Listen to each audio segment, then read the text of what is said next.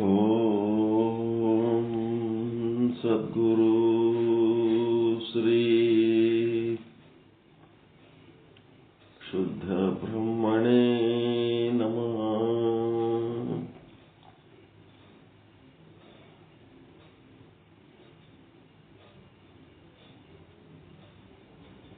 ಸಮಸ್ತ ಶುದ್ಧ ಬ್ರಹ್ಮ ಸ್ವರೂಪರಲ್ಲಿ ಅನಂತ ಅನಂತ ಪ್ರಣಾಮಗಳು.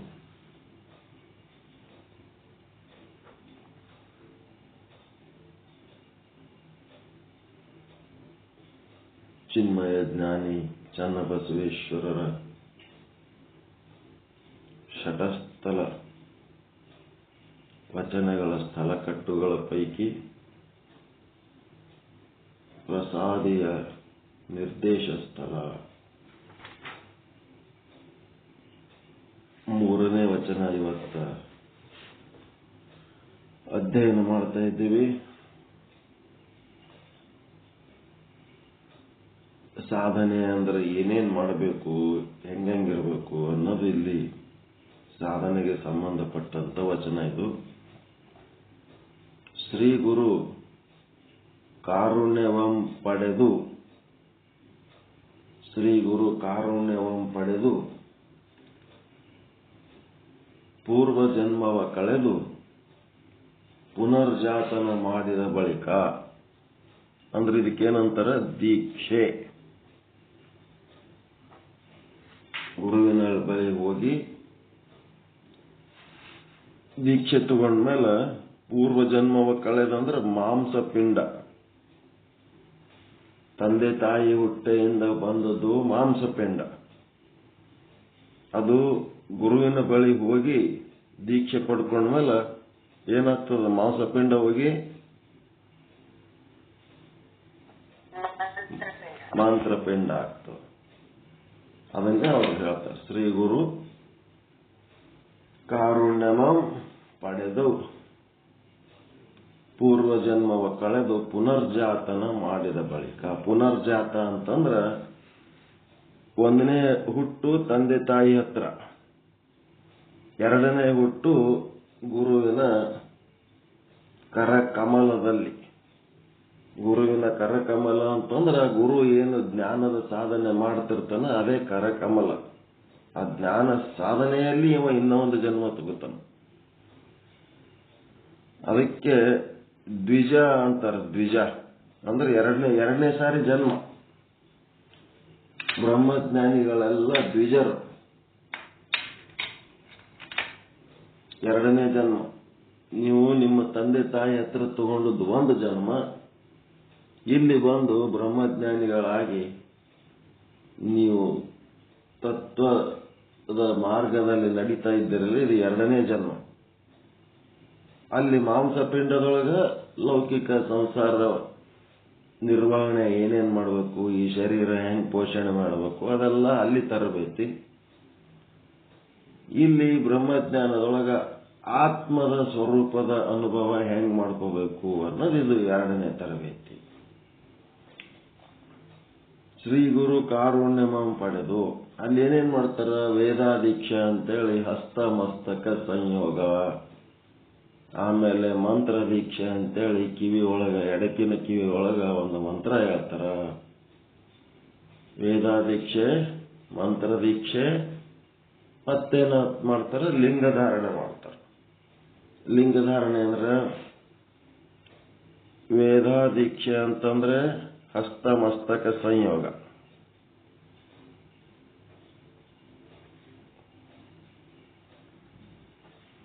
ಒಂದನೇದ್ದು. ಎರಡನೇದ್ದು ಮಂತ್ರ ದೀಕ್ಷೆ. ಓಂ ನಮಃ ಶಿವಾಯ ಮಂತ್ರ ಬಿಟ್ರೆ ಮತ್ತೆ ಬೇರೆ ಏನೇನಾರ ಹೊಸ ಹೊಸ ಮಂತ್ರಗಳು ಮಾಡ್ಲಕತ್ತಾರ. ಆ ಮಂತ್ರಗಳು ಯಾವೂ ಉಪಯೋಗ ಇಲ್ಲ. ಒಂದೇ ಒಂದು ಓಂ ನಮಃ ಶಿವಾಯ, ಬಸವಾದಿ ಶರಣರು ಹೇಳಿದ್ದು ಅದು ಒಂದೇ ಮಂತ್ರ. ಓಂ ನಮಃ ಶಿವಾಯ ಎಂದರೆ ಸಾಲವೇ ಅಂತ, ಅದು ಒಂದೇ ಮಂತ್ರ, ಮುಖ್ಯವಾದ ಮಂತ್ರ.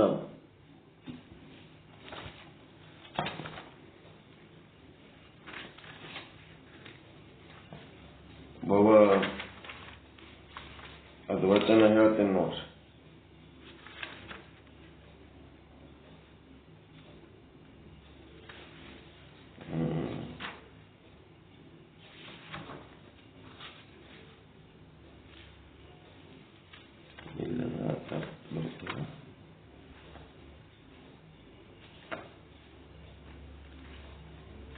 ಅದು ಒಂದು ಮಂತ್ರ ಹೇಳಿದ್ರೆ ಆಯ್ತು.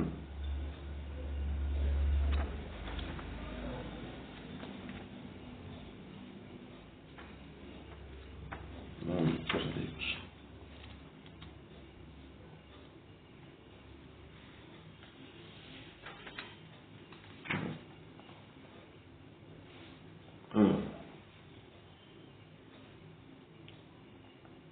ಭವಬಂಧನ ದುರಿತಂಗಳ ಗೆಲುವಡೆ.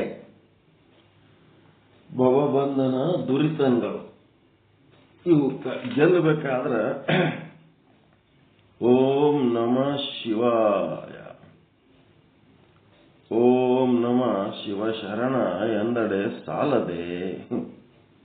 ಹರ ಹರ ಶಂಕರ, ಶಿವ ಶಿವ ಶಂಕರ, ಜಯ ಜಯ ಶಂಕರ ಎನ್ನುತ್ತಿದ್ದೆನು.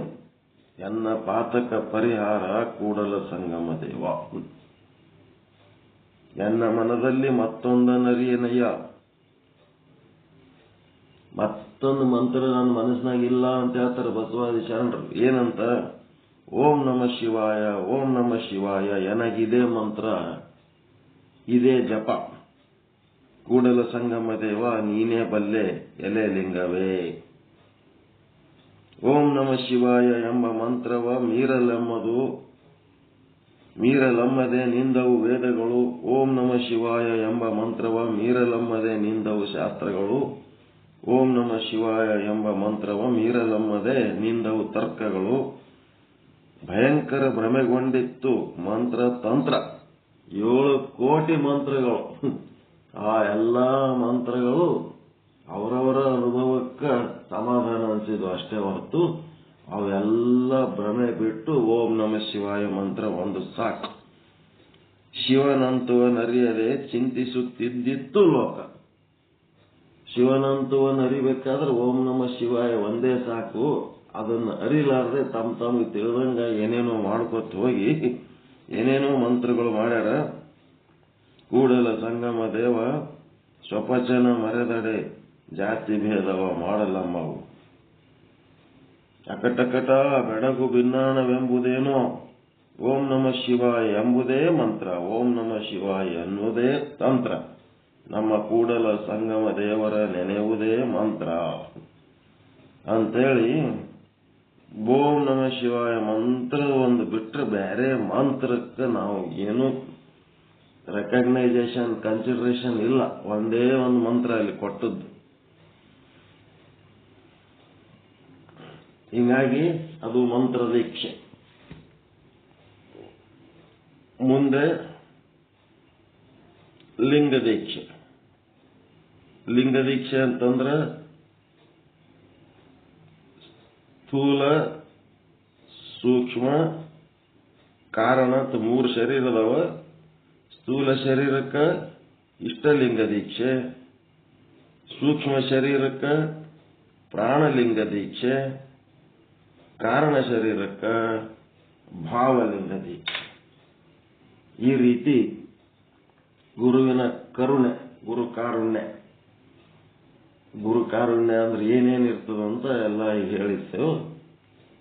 ಇದನ್ನ ಯಾರು ಪಡ್ಕೊಂಡಿದ್ರೆ ಸರಿ, ಪಡ್ಕೊಂಡಿದ್ದಿಲ್ಲ ಅಂತಂದ್ರ ನಮ್ಮ ಕಂಬಿ ಗುರುಗಳ ಹತ್ರ ದೀಕ್ಷೆ ಪಡ್ಕೊಡ್ರಿ. ಇಷ್ಟಲಿಂಗ, ಪ್ರಾಣಲಿಂಗ, ಭಾವಲಿಂಗ ಅಂದ್ರೆ ಏನು ಅಂತ ತಿಳ್ಕೊಡ್ರಿ. ಆ ಸ್ಥೂಲ ಸೂಕ್ಷ್ಮ ಕಾರಣ ಶರೀರಗಳಿಗೆ ಆ ಲಿಂಗದ ಸಂಬಂಧ ಮಾಡಿಕೊಡ್ರಿ. ಅಂಗಲಿಂಗ ಸಂಬಂಧ ಮಾಡಿಕೊಡ್ರಿ.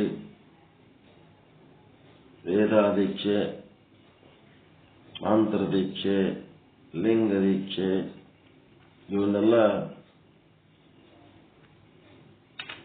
ಮಾಡಿಕೊಂಡು ಶ್ರೀ ಗುರು ಕಾರುಣ್ಯವನ್ನು ಪಡೆದು ಪೂರ್ವ ಜನ್ಮವ ಕಳೆದು ಪುನರ್ಜಾತನ ಮಾಡಿದ ಬಳಿಕ ಆ ಗುರು ಪರಮಾರ್ಥವನ್ನ ಅರುಹಿ ಏನ್ ಮಾಡ್ತಾನ? ಜ್ಞಾನ ಹೇಳಿ ಪರಮಾರ್ಥವನ್ನು ಅರುಹಿ. ಪರಮಾರ್ಥ ಅಂದ್ರೆ ಜ್ಞಾನ, ಶುದ್ಧ ಬ್ರಹ್ಮ ಜ್ಞಾನ ಅರುಹಿ ತ್ರಿವಿಧವನು ಏಕೀಭವಿಸಿ. ಏನು ತ್ರಿವಿಧವನು? ಜ್ಞಾನ, ಜ್ಞೇಯ, ಜ್ಞಾತೃ. ಹೇಳವ ಕೇಳವ ಹೇಳ ವಿಷಯ ಮೂರು ಬೇರೆ ಅಲ್ಲವೇ ಅಲ್ಲ. ಗುರುನೂ ನೀನೇ ಅಪ್ಪ, ಶಿಷ್ಯನೂ ನೀನೇ, ಆ ಹೇಳುವ ವಿಷಯನೂ ನೀನೇ. ನಿನ್ನಿಂದ ಭಿನ್ನವಾಗಿ ಏನೂ ಇಲ್ಲೇ ಇಲ್ಲ. ಜ್ಞಾನ, ಜ್ಞಾತೃ, ಜ್ಞೇಯ. ಜ್ಞಾತೃ ಅಂತಂದ್ರೆ ತಿಳ್ಕೊಳ್ಳವ, ಜ್ಞೇಯ ವಸ್ತು ಅಂತಂದ್ರೆ ಪರಮಾತ್ಮ, ಶುದ್ಧ ಬ್ರಹ್ಮ, ಆತ್ಮ, ಕೂಟಸ್ಥ, ಏನಂತೀರ ಚೇತನ. ಜ್ಞಾನ ಅಂತಂದ್ರೆ ಗುರು ಹೇಳ್ತಾ ಇರೋಂಥ ವಿಚಾರ. ಆ ಹೇಳುವ ವಿಚಾರನೂ ಅದೇ, ಕೇಳುವ ವಿಚಾರನೂ ಅದೇ. ಆ ವಸ್ತು ಏನು ಅದ ಅದನ್ನು ಭಿನ್ನವಾಗಿ ಯಾವುದೂ ಇಲ್ಲ, ಎಲ್ಲ ಒಂದೇ ಅದ. ಅಥವಾ ಗುರು, ಲಿಂಗ, ಜಂಗಮ ಅದು ಒಂದೇ. ಒಟ್ಟು ಅವು ಮೂರು ಏನೇನದವ ಅವೆಲ್ಲ ತ್ರಿವಿಧವ ಏಕೀಭವಿಸಿ. ಗುರು ಬೇರೆ, ಲಿಂಗ ಬೇರೆ, ಜಂಗಮ ಬೇರೆ. ಫೇಸ್ಬುಕ್ನಾಗ ಜಂಗಮಕ್ಕ ಬೈಯದೇ ಒಂದು ಫ್ಯಾಷನ್ ಮಾಡ್ಕೊಂಡ್ರ. ಜಂಗಮಕ್ಕೆ ಬೈದ್ರೆ ಗುರುವಿಗೆ ಬೈದಂಗೆ, ಗುರುವಿಗೆ ಬೈದ್ರೆ ಲಿಂಗಕ್ಕೆ ಬೈದಂಗೆ, ಮತ್ತ ಲಿಂಗಕ್ಕೆ ಬೈದ್ರೆ ಜಂಗಮಕ್ಕೆ ಬೈದಂಗೆ. ಒಂದೇ ಪತ್ರಿ ದಳದ ಮೂರು, ಬಿಲ್ವ ಪತ್ರಿ ದಳದ ಮೂರು ದಳಗಳು, ಒಂದೇ ಬಿಲ್ವ ಪತ್ರಿ ದಳದ ಮೂರು ದಳಗಳು. ಅವ್ರೇನ್ ತಿಳ್ಕೊಂಡಾರ? ಗುರು ಬೇರೆ, ಲಿಂಗ ಬೇರೆ, ಜಂಗಮ ಬೇರೆ ಅಂತ ತಿಳ್ಕೊಂಡು ಜಂಗಮರಿಗೆ ಬೈಯ ಅಂತ ಒಂದು ಹ್ಯಾಬಿಟ್ ಹಾಕೊಂಡಾರ. ಗುರು, ಲಿಂಗ, ಜಂಗಮ ತ್ರಿವಿಧ ಏಕೀಕರಿಸಿದವರಿಗೆ, ಆ ತತ್ವಜ್ಞಾನ ಗೊತ್ತಿದ್ದವರಿಗೆ ಗೊತ್ತಾಗಲ್ಲ. ಜಂಗಮರು ಬೈಯದೇ ಒಂದು ಕೆಲಸ. ಅದು ಬೈದ್ರೆ ಲಿಂಗಕ್ಕೆ ಬೈದಂಗೆ, ಜಂಗಮಕ್ಕೆ ಬೈದಂಗೆ. ಮೂವರದ್ರಾಗ ಒಬ್ಬರು ನಿಂದೆ ಮಾಡಿದ್ರು ಅದು ಪರಮಾತ್ಮನ ನಿಂದೆನೆ ಅದು. ಹೀಗಾಗಿ ಶ್ರೀ ಗುರು ಕಾರುಣ್ಯ ಪಡೆದು ಪೂರ್ವ ಜನ್ಮವ ಕಳೆದು ಪುನರ್ಜಾತನ ಮಾಡಿದ ಬಳಿಕ ಶ್ರೀ ಗುರು ಪರಮಾರ್ಥವನ್ನರುಹಿ ತ್ರಿವಿಧನ ಏಕೀಭವಿಸಿ ಲಿಂಗ ಪ್ರವೇಶೀಯ ಮಾಡಿ, ಲಿಂಗ ಧಾರಣೆ ಮಾಡಿಕೊಂಡು ಪ್ರಾಣಲಿಂಗ ವಿಜಯಂಗೈಸಿ ಕೊಟ್ಟ ಬಳಿಕ ಲಿಂಗವೇ ಪ್ರಾಣ, ಪ್ರಾಣವೇ ಲಿಂಗವೆಂದರಿದು ಅಂಗಲಿಂಗ ಸಮರಸವಾದುದೇ ಭಕ್ತಕಾಯ. ಭಕ್ತಕಾಯ ಅಂತಂದ್ರೆ ಏನು? ಈ ರೀತಿ ಇರ್ತದೆ. ಲಿಂಗವೇ ಪ್ರಾಣ, ಪ್ರಾಣವೇ ಲಿಂಗ. ಆ ಲಿಂಗ ಏನರೇ ಬಿಟ್ರೆ ಪ್ರಾಣ ಹೋದಂಗಾಗಬೇಕು ಅಂತ ಒಂದು ಪ್ರಾಣಲಿಂಗ. ಆ ರೀತಿ ಮಾಡ್ಕೊಂಡವನೇ ಭಕ್ತಕಾಯ. ಲಿಂಗ ಅಂಗ ಸಮರಸ ಮಾಡಿಕೊಂಡವ. ಆ ಭಕ್ತ ಕಾಯವೇ ಮಮಕಾಯವೆಂದುದಾಗಿ ಅಂತಪ್ಪ ಅಂಗದ ಮೇಲೆ ಸ್ಥಾಪ್ಯವಾದ ಮಹಾಲಿಂಗಕ್ಕೆ ಅಷ್ಟವಿಧಾರ್ಚನೆ ಷೋಡಶೋಪಚಾರಮ ಮಾಡಿ ಆ ಶ್ರೀ ಗುರುವಿನ ಆಜ್ಞೆಯನ್ನು ಮಹಾಪ್ರಸಾದವೆಂದು ಕೈಗೊಂಡು ಕ್ರಿಯಾ ಮಾರ್ಗದಲ್ಲಿ ವರ್ತಿಸಿ ಸಕಲ ದ್ರವ್ಯಗಳನ್ನು ಜೀವೆಯಲ್ಲಿ ರುಚಿಸಿ ಪರಿಣಮಿಸಿ ರುಚಿ ಅರುಚಿ ರೂಪ ಸ್ವರೂಪ ಲಿಂಗಕ್ಕರ್ಪಿಸುವಾಗ ಸ್ವಯಭಾಜನವೋ ಲಿಂಗಭಾಜನವೋ ಆ ಕಾಲದಲ್ಲಿ ಸೂತಕವಿಲ್ಲ, ದೋಷವಿಲ್ಲ. ಹೀಗೆ ರೂಪು ರುಚಿ ಲಿಂಗಕ್ಕರ್ಪಿತವಾಯಿತು. ಏನೇನಾಗ್ತದಪ್ಪ ಅಂದ್ರೆ ಪ್ರಸಾದ ತಗೊಳ್ಳೋ ಟೈಮ್ನೊಳಗ ಎಲ್ಲ ಪೂಜಾ ಮಾಡಿ ಪ್ರಸಾದ ತಗೊಳಗ ಸ್ವಭಾಜನೆ ಅಂದ್ರೆ ತಾನು ಉಳ್ಳಕತ್ತೀನೋ ಲಿಂಗಕ್ಕೆ ಉಣಿಸ್ಲಕತ್ತೀನೋ. ನೀವು ಊಟ ಮಾಡಾಗ ನೀವು ಉಳ್ಳಕತ್ತೀರ, ಲಿಂಗಕ್ಕೆ ಊಟ ಮಾಡಿಸ್ಲಕತ್ತೀರ. ತಾನೇ ಲಿಂಗ ಆಗೇನೀಗ. ಲಿಂಗ ಆಗಿ ಯಾವ ಇವೆರಡೂ ಭೇದ ಕಳೆದು ಅಂಗ ಲಿಂಗನ ಭೇದ ಕಳೆದು ಅಂಗ ಅನ್ನೋದು ಇರೋ ತನಕ ಲಿಂಗ ಅಂತ ಒಂದು ಬೇರೆ ಇರ್ತದ. ಅಂಗಲಿಂಗ ಎರಡು ಭೇದ ಕಳೆದು ಒಂದೇ ಆದ್ಮೇಲೆ ಅಲ್ಲಿ ಏನ್ ಹೇಳ್ತಾನ, ಅಲ್ಲಿ ಸೂತಕ ಇಲ್ಲ, ದೋಷವಿಲ್ಲ. ಆ ರೀತಿಯಾದಂತ ಒಂದು ಪ್ರಸಾದ ಸ್ವೀಕಾರ ಮಾಡಬೇಕು. ರೂಪ ರುಚಿ ಲಿಂಗಕ್ಕರ್ಪಿತವಾಯಿತು.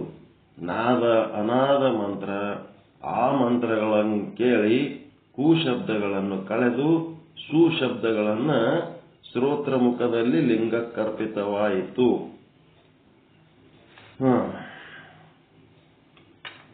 ಕೆಟ್ಟ ಶಬ್ದಗಳನ್ನ ಬಿಡಬೇಕು. ಬಿಟ್ಟು ಬರೀ ಒಳ್ಳೆ ಶಬ್ದಗಳಷ್ಟೇ ಮಾತಾಡಿದ್ರೆ ಆ ಶಬ್ದ ಏನಾಯ್ತು, ಲಿಂಗಕ್ಕರ್ಪಿತವಾಯಿತು. ಕೆಟ್ಟ ಶಬ್ದಗಳು ಮಾತಾಡಿದ್ರೆ ಅದು ಲಿಂಗಕ್ಕನರ್ಪಿತ.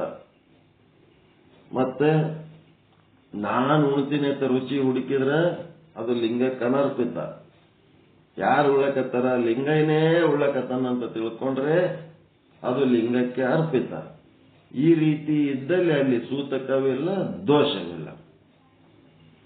ಗಂಧ ದುರ್ಗಂಧಗಳ ತಟ್ಟಿದಲ್ಲಿ ದುರ್ಗಂಧಗಳ ಕಳೆದು ಸುಗಂಧಗಳ ಗ್ರಾಣದ ಮುಖದಲ್ಲಿ ಲಿಂಗಾರ್ಪಿತವಾಗಲು ಸ್ವಯಭಾಜನವೋ ಲಿಂಗಭಾಜನವೋ. ಆ ಕಾಲದಲ್ಲಿ ಸೂತಕವಿಲ್ಲ, ದೋಷವಿಲ್ಲ. ಹೀಗೆ ಲಿಂಗಾರ್ಪಿತವಾಯಿತು. ಇದು ಹೇಳಿನಲ್ರಿ ಅವಾಗ ನಾನು. ಅಂಗ ಲಿಂಗ ಆಗದ ಹೆಂಗ ಅಂತಂದ್ರ ಕಣ್ಣು ಶಿವಲಿಂಗ, ಕಿವಿ ಪ್ರಸಾದ ಲಿಂಗ, ನಾಲಿಗೆ ಗುರುಲಿಂಗ, ಚರ್ಮ ಚರಲಿಂಗ, ಮೂಗು ಆಚಾರಲಿಂಗ ಅಂತ ಅನಿಸ್ಕೋಬೇಕಾದ್ರ ಅವು ಏನ್ ಮಾಡ್ಬೇಕು,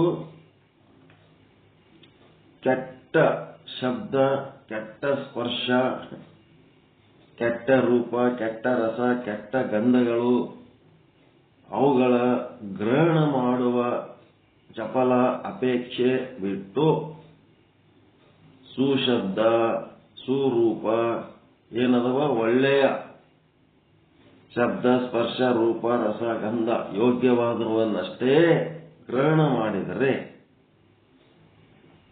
ಅದು ಲಿಂಗಾರ್ಪಿತ. ಅದೇ ಲಿಂಗ. ನೋಡಬಾರದ್ದನ್ನ ನೋಡದ ಬಿಟ್ಟು, ಕೇಳಬಾರದ್ದನ್ನ ಕೇಳದ ಬಿಟ್ಟು, ಮಾಡಬಾರದ್ದನ್ನ ಮಾಡದ ಬಿಟ್ಟು, ಹೋಗಬಾರದಲ್ಲಿ ಹೋಗದನ್ನ ಬಿಟ್ಟು, ಎಲ್ಲಿ ಹೋಗ್ಬೇಕು, ಏನ್ ಮಾಡಬೇಕು, ಏನ್ ನೋಡ್ಬೇಕು, ಏನ್ ಕೇಳಬೇಕು, ವಿಹಿತ ಧರ್ಮ ಏನ್ ವೇದ ಹೇಳ್ತದ, ಗುರು ಹಿರಿಯರು ಹೇಳ್ತಾರ, ಅದರ ಪ್ರಕಾರ ನಡೆದ್ರ ಅದಕ್ಕೇನಂತಾರ, ಲಿಂಗಕ್ಕೆ ಅರ್ಪಿತ ಅಂತಾರ. ಆ ಲಿಂಗಕ್ಕೆ ಅರ್ಪಿತ ಆಗಿದ್ದು ಮೋಕ್ಷಕ್ಕೆ ನಮಗೆ ದಾರಿ ಮಾಡಿ ಕೊಡ್ತದ. ಅದಕ್ಕೆ ಇಲ್ಲಿ ಅದನ್ನ ಡೀಟೇಲ್ ಆಗಿ ಹೇಳ್ಕೊತ ಹೋಗ್ತಾ ಇದ್ದಾರೆ. ಸುಗಂಧಗಳು ಗ್ರಹಣ ಮುಖದಲ್ಲಿ ಲಿಂಗಕ್ಕರ್ಪಿತವಾಗಲು ಸ್ವಭಾಜನವೋ ಲಿಂಗಭಾಜನವೋ. ಆ ಕಾಲದಲ್ಲಿ ಸೂತಕವಿಲ್ಲ, ದೋಷವಿಲ್ಲ. ಹೀಗೆ ಲಿಂಗಾರ್ಪಿತವಾಯಿತು. ಮೃದು ಕಠಿಣ ಶೀತ ಉಷ್ಣ ಸ್ಪರ್ಶಗಳನ್ನು ಗುಣಗಳರಿದು ಲಿಂಗಕ್ಕರ್ಪಿಸುವಲ್ಲಿ ಸ್ವಭಾಜನವೋ ಲಿಂಗಭಾಜನವೋ. ಆ ಲಿಂಗದಲ್ಲಿ ಸೂತಕವಿಲ್ಲ, ದೋಷವಿಲ್ಲ. ಈ ಪರಿಯಲ್ಲಿ ಸ್ಪರ್ಶನ ದ್ರವ್ಯಗಳ ಮೃದು ಕಠಿಣ ಶೀತೋಷ್ಣಗಳನ್ನ ಸಕೀಲವನ್ನರಿದು ತ್ವಕ್ಕಿನ ಕೊನೆಯಲ್ಲಿ ಲಿಂಗಕ್ಕರ್ಪಿತವಾಯಿತು. ಷಡುರಸಾದಿಗಳು ರಸ ದ್ರವ್ಯಗಳೆಲ್ಲವೂ ಮಧುರ ತಿಕ್ತ ಆಮ್ಲ ಕಟು ಕಷಾಯ ಲವಣ ಮೊದಲಾದ ದ್ರವ್ಯವನ್ನ ಜೀವೆಯಿಂದ ಅರಿದು ಲಿಂಗಕ್ಕರ್ಪಿಸುವಲ್ಲಿ ಸ್ವಭಾಜನವೋ ಲಿಂಗಭಾಜನವೋ. ಆ ಕಾಲದಲ್ಲಿ ಸೂತಕವಿಲ್ಲ, ದೋಷವಿಲ್ಲ. ಅದು ಹೆಂಗಪ್ಪ ಅಂತಂದ್ರ, ಇವು ಇಂದ್ರಿಯಗಳಿಂದ ಏನ್ ಮಾಡ್ಬೇಕಂತ ತಾ ತಿಂದು, ತಾಯಿ ಏನ್ ಮಾಡ್ತಾಳ, ತಾನು ತಿಂದು ಇದು ಚಲೋ ಅದ ನೀ ತಿನ್ನಂತೇಳಿ ಕೂಸಿಗೆ ಚಲೋ ಇದ್ದದ್ದು ಕೊಡ್ತಾಳಲ್ರಿ. ಹಂಗ ಇವು ಇಂದ್ರಿಯಗಳಿಂದ ಏನ್ ಮಾಡ್ಬೇಕು, ಇದು ಹಿಂಗದ ಇದು ತಿನ್ನು, ಇದು ಹಿಂಗದ ಇದು ತಿನ್ನಬೇಡ, ಇದು ಹಿಂಗದ ಇದು ಮುಟ್ಟಬೇಡ, ಇದು ಹಿಂಗದ ಇದು ಮುಟ್ಟು, ಇದು ಹಿಂಗದ ನೋಡು, ಇದು ಹಿಂಗದ ನೋಡ್ಬೇಡ ಅಂತ ಹೇಳಕ್ಕೆ ತಾನು ಒಂಚೂರು ಸ್ಟಾರ್ಟಿಂಗ್ ಅನುಭವಿಸಿ ಸ್ಯಾಂಪಲ್ ನೋಡಿ ಅದು ಲಿಂಗಕ್ಕೆ ಅರ್ಪಿಸಂತದ್ದು ಬರ್ಬೇಕಂತ. ಅದೇ ಹೇಳ್ತಾರೋ ಜಿವ್ವೆಯ ಮುಖದಲ್ಲಿ ಷಡರಸಗಳನ್ನ ಅನುಭವಿಸಿ ಅವುಗಳನ್ನ ಏನ್ ಮಾಡ್ಬೇಕು, ಚಲೋ ಇದ್ದದ್ದು ಲಿಂಗಯ್ಯ ನಿನಗಿದು ಅರ್ಪಿತಪ್ಪ ಅನ್ಬೇಕಂತ. ಒಂದು ಭಾವನೆಗಳಷ್ಟೇ. ಈ ರೀತಿ ಮಾಡೋದ್ರಿಂದ ಏನಾಯ್ತು, ಅಲ್ಲಿ ದೋಷವಿಲ್ಲ, ಸೂತಕವಿಲ್ಲ. ಈ ಪರಿಯಲ್ಲಿ ಜೀವ್ಯ ಎಂಬ ಮುಖದಲ್ಲಿ ಷಡುರಸ ಮೊದಲಾದ ರಸದ್ರವ್ಯ ಅರ್ಪಿತವಾಯಿತು. ಇಂತಿವೆಲ್ಲ ದ್ರವ್ಯಗಳನ್ನ ಆಯಾ ಮುಖವನ್ನು ಅರ್ಪಿಸುವುದು. ಅದೆಂತೆ ಅಂದ್ರೆ ಶಬ್ದ, ಸ್ಪರ್ಶ, ರೂಪ, ರಸ, ಗಂಧಗಳನ್ನು ಶ್ರೋತ್ರ, ನೇತ್ರ, ಘ್ರಾಣ, ಜೀವ್ಯ, ತ್ವಕ್ಕುಗಳೆಂಬ 4 ಇಂದ್ರಿಯಗಳಲ್ಲಿ ಏನ್ ಮಾಡಬಾರ್ದು, ನೇತ್ರ, ಘ್ರಾಣ, ಜೀವ್ಯ, ತ್ವಕ್ಕುಗಳೆಂಬ 4 ಇಂದ್ರಿಯಗಳಲ್ಲಿ ಅರ್ಪಿಸಬಾರದು. ಅಂದ್ರೇನು, ಇಂದ್ರಿಯಗಳಲ್ಲಿ ಅರ್ಪಿಸಬಾರದು. ಇಂದ್ರಿಯ ಇರೋದು ಟೇಸ್ಟ್ ನೋಡ್ಲಿಕ್ಕಷ್ಟೇ. ಯಾರಿಗೆ ಅರ್ಪಿಸ್ಬೇಕದು? ಲಿಂಗಕ್ಕೆ ಅರ್ಪಿಸಬೇಕು. ಇಂದ್ರಿಯಗಳಲ್ಲಿ ಅರ್ಪಿಸಬಾರದು. ನಾನಾ ವರ್ಣದ ರೂಪ ಸ್ವರೂಪವನ್ನ ಕಂಗಳ ಕೊನೆಯಲ್ಲಿಯೇ ಅರ್ಪಿಸಬೇಕು. ಒಂದು ಚೂರು ಹಿಂಗ ನೋಡಿ, ಇದು ಲಿಂಗಯ್ಯ ನಿಂದೆ ಅಪ್ಪ ಲೀಲೆ, ನಿನಗೆ ಅರ್ಪಿತಪ್ಪ ಅನ್ನೋದು ಕಲಿಬೇಕು. ಕಂಗಳ ಕೊನೆಯಲ್ಲಿ ಒಂಚೂರು ಹಿಂಗ್ ನೋಡಿ ಕೂಡ್ಲೇನೆ ಏನೋ ಒಂದು ಚಲೋ ಅನ್ನಿಸ್ತು. ಚಲೋ ಅನ್ಸಿದ್ದು ನನಗೆ ಬೇಕನ್ಸೋದಕ್ಕಿಂತ ಮೊದಲೇ ಏನ್ ಮಾಡ್ಬೇಕು, ಅಲ್ಲಿ ಲಿಂಗಯ್ಯನ ನೆನೆಸ್ಕೋಬೇಕು. ಏನೋ ತಿನ್ನಕತ್ತೀರಿ, ಅಲ್ಲಿ ಏನೋ ಒಂದು ರುಚಿ ಅನ್ನಿಸ್ಲಕತ್ತು ಅಂದ ಕೂಡ್ಲೇನೆ ಚಲೋ ಅದು ತರ್ರಿ, ಇನ್ನೊಂದಿಟ್ಟು ಅಂತ ಹೇಳಕ್ಕೆ ನಾವೇ ರುಚಿ ಅನುಭವಿಸೋದಲ್ಲ, ಅದು ಅಂಗಕ್ಕರ್ಪಿತ. ಅದು ಅಲ್ಲಿ ಏನ್ ನೋಡ್ಬೇಕು, ಟಕ್ಕತ್ ಲಿಂಗಯ್ಯನ ನೆನಪು ಬರ್ಬೇಕಂತ. ಲಿಂಗಯ್ಯಗೆ ಅರ್ಪಿಸ್ಬೇಕದು, ಇಂದ್ರಿಯಗಳಲ್ಲಿ ಅರ್ಪಿಸೋದಲ್ಲ. ನಾನಾ ವರ್ಣವಾದ ರೂಪ ಸ್ವರೂಪವನ್ನ ಕಂಗಳ ಕೊನೆಯಲ್ಲಿ ಅರ್ಪಿಸಬೇಕು. ಶಬ್ದವನ್ನು ಶ್ರೋತ್ರದಿಂದ ಅರ್ಪಿಸುವಂತೆ ನೇತ್ರ, ಘ್ರಾಣ, ಜೀವ್ಯ, ತ್ವಕ್ಕೆಂಬ 4 ಇಂದ್ರಿಯಗಳಲ್ಲಿ ಅರ್ಪಿಸಬಾರದು. ನಾನಾ ಶಬ್ದಗಳೊಳಗಣ ಸುಶಬ್ದವನ್ನ ಶ್ರೋತ್ರದ ಕೊನೆಯಿಂದವೇ ಅರ್ಪಿಸಬೇಕು. ಒಂದೇನಾದ್ರೆ ಚಲೋ ಕೇಳಕತ್ತೀರಿ ಅಂತಂದ್ರ ಪರಮಾತ್ಮ ಇದು ನಿನಗೆ ಅರ್ಪಿತಪ್ಪ ಅಂತ ಅವನಿಗೆ ಅರ್ಪಿಸ್ಬೇಕು. ಸುಗಂಧವನ್ನ ಘ್ರಾಣದಿಂದ ಅರ್ಪಿಸುವಂತೆ ಶ್ರೋತ್ರ, ನೇತ್ರ, ಜೀವ್ಯ, ತ್ವಕ್ಕುಗಳೆಂಬ 4 ಇಂದ್ರಿಯಗಳಲ್ಲಿ ಅರ್ಪಿಸಬಾರದು. ಆ ಸುಗಂಧವನ್ನು ಘ್ರಾಣದ ಕೊನೆಯಲ್ಲಿಯೇ ಅರ್ಪಿಸಬೇಕು. ಸ್ಪರ್ಶವನ್ನು ತ್ವಕ್ಕಿನ ಕೊನೆಯಲ್ಲಿಯೇ ಅರ್ಪಿಸಬೇಕು. ರಸವನ್ನು ಜೀವ್ಯೆಯಿಂದ ಅರ್ಪಿಸುವಂತೆ ಶ್ರೋತ್ರ, ನೇತ್ರ, ಘ್ರಾಣ, ತ್ವಕ್ಕು ಮೊದಲಾದ ಇಂದ್ರಿಯಗಳಲ್ಲಿ ಅರ್ಪಿಸಬಾರದು. ಒಂದು ಸಾರಿ ಒಂದು ನೋಡ್ತಾರೆ. ಅದು ಇವರು ಏನ್ ಹೇಳ್ತಾರಂತಂದ್ರ, ಒಂದು ಸಲ ಅವ್ ಏನ್ ಮಾಡ್ಲಕತ್ತಾರ, 4 ತೆಗೆದು ಹೇಳಕತ್ತಾರ. ಈಗ ಕಣ್ಣಲ್ಲಿಂತ ನೀವು ನೋಡುವಾಗ ಕಿವಿ, ಮೂಗು, ನಾಲಿಗೆ, ಚರ್ಮ ಏನದಲ್ಲ, ಅವುಗಳನ್ನ ನೀವೇನ್ ಮಾಡಬಾರ್ದು, ಅವುಗಳಿಂದ ಏನು ಬರ್ತದ ಅವುಗಳನ್ನ ನೀವು ಸ್ವೀಕಾರ ಮಾಡಿ ಅವು ಲಿಂಗಯ್ಯ ಅರ್ಪಿಸ್ಲಿಕ್ಕೆ ಹೋಗಬಾರ್ದು ಅಂತ ಹೇಳ್ತಾರ. ಕಣ್ಣಿನಿಂದ ನೋಡಿದ ರೂಪವನ್ನ ನೀವು ಲಿಂಗಯ್ಯ ಅರ್ಪಿಸುವಾಗ ಇತರ ಇಂದ್ರಿಯಗಳಿಂದ ಉಂಟಾಗುವ ವಿಷಯ ಅನುಭವ ಅಲ್ಲಿ ಲಿಂಗಯ್ಯ ಅರ್ಪಿಸಬಾರ್ದು. ಮೂಗಿನಿಂದ ಸುಗಂಧ ಅರ್ಪಿಸುವಾಗ ಬಾರದು ಅಂತಂದ್ರ ಅಲ್ಲಿ ಬರಂಗೇ ಇಲ್ಲ, ಆಗಲ್ಲ ಅಂತ ಅವ್ರು ಹೇಳ್ಬೇಕಾಗಿದ್ದಿಲ್ಲ. ಏನದಂದ್ರ, ನೀವು ನೋಡಕತ್ತೀರಿ ಅಂತಂದ್ರ ನೋಡೋದು ಒಂದೇ ಮಾಡ್ತೀರಿ, ನೀವು ಕೇಳಕ್ ಆಗಂಗಿಲ್ಲ ನಾ ಹೇಳೋದು. ಮತ್ತ ನಾ ಹೇಳೋದು ಕೇಳಕತ್ತೀರಿ ಅಂತಂದ್ರ ನೋಡ್ಲಕ್ಕಾಗಲ್ಲ. ನೀವು ಕೇಳಕತ್ತೀರಿ ಅಂದ್ರೆ ನೋಡ್ಲಕ್ಕಾಗಲ್ಲ, ನೋಡ್ಲಕತ್ತೀರಿ ಅಂದ್ರೆ ಕೇಳಕ್ಕಾಗಲ್ಲ. ಇದೇ ಸೂತ್ರ ಹೇಳಕತ್ತಾರ ಅವರು. ಒಂದು ಮಾಡ್ತದೆ ಇದು ಮನಸ್ಸು. ಉಳ್ಳುದೊಂದು ಮನ ನಿಮ್ಮಲ್ಲಿ ಸಿಲುಕಿದ ಬಳಿಕ ಇನ್ನಾರಿಗೆ ನೆನೆಯಲ್ಲಿ ಚನ್ನ ಮಲ್ಲಿಕಾರ್ಜುನ ಅಂತ ಹೇಳಿ ಅಕ್ಕಮಾದೇವಿ ಅಂತ ಹೇಳಲ್ಲ. ಈ ಮನಸ್ಸಿನ ಕೆಪಾಸಿಟಿ ಬಗ್ಗೆ ಹೇಳಕತ್ತಾರ ಅವರು. ಮನಸ್ಸಿನ ಸಾಮರ್ಥ್ಯ ಏನದಂದ್ರ, ಒಂದು ನೀವು ಮಾಡುವಾಗ ಉಳಿದ 4 ಅವು ಏನು ಮಾಡಕ್ಕಾಗಲ್ಲ. ತಿಳಿತ್ರ? 5 ಇಂದ್ರಿಯಗಳದಾವಲ್ರಿ. 5 ಇಂದ್ರಿಯದಾಗ ಮನಸ್ಸು ಎಷ್ಟದಾವ? ನಮ್ಮಲ್ಲಿ 5 ಅದಾವ, ಮನಸ್ಸ 1 ಅದ. ಒಂದೇ ಮನಸ್ಸದ. ಅದು ಯಾವಾದರೆ ಒಂದು ಇಂದ್ರಿಯದಾಗ ಕೆಲಸ ಮಾಡುವಾಗ ಉಳಿದ ಇಂದ್ರಿಯಗಳಿಂದ ಏನೂ ಗೊತ್ತಾಗಲ್ಲ. ಉಳಿದ ಇಂದ್ರಿಯಗಳಲ್ಲಿ ನಡೆದ ವ್ಯವಹಾರ ಏನು ಗೊತ್ತಾಗಲ್ಲ.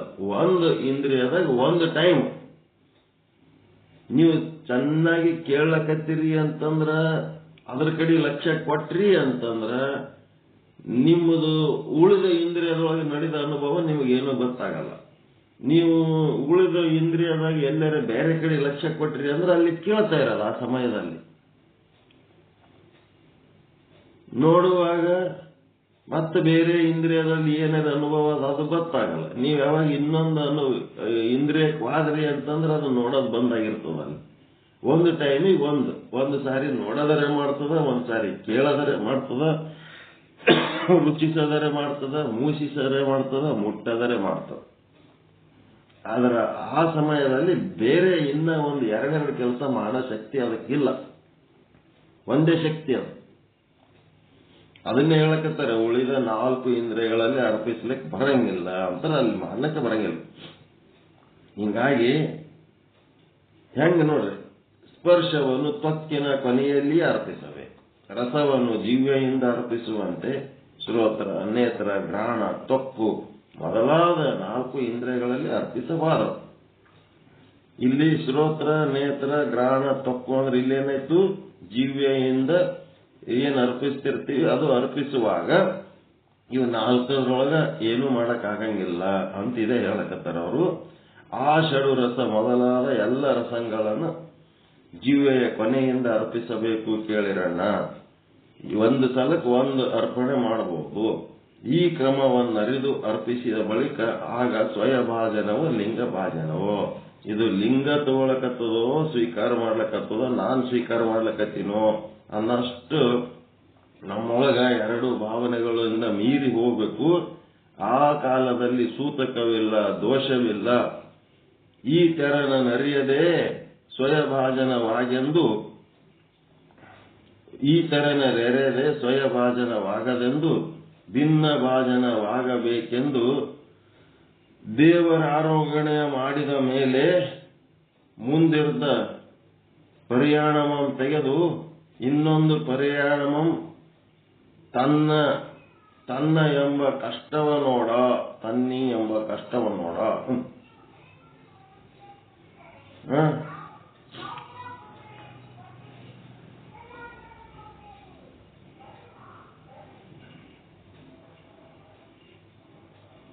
ಈಗ ದೇವ್ರ ಇದೇನದ ನೋಡ್ರಿ, ಇದು ಹೆಂಗದ ಅಂತಂದ್ರ, ಇದು ವಾಕ್ಯ ಹೆಂಗದ ಅಂತಂದ್ರ, ಈ ತೆರನ ಅರಿಯದೆ ಪ್ರತಿ ಒಂದು ನೀವು ಅಡಿಗೆ ಮಾಡಿದ್ರದ ಇರ್ಬೋದು, ಏನೇ ಇರ್ಬೋದು, ಅದರದ ಶಬ್ದ, ಸ್ಪರ್ಶ, ರೂಪ, ರಸ, ಗಂಧ ಎಲ್ಲಾನು ಆ ಪರಮಾತ್ಮನಿಗೆ ಸಮರ್ಪಿಸಬೇಕು.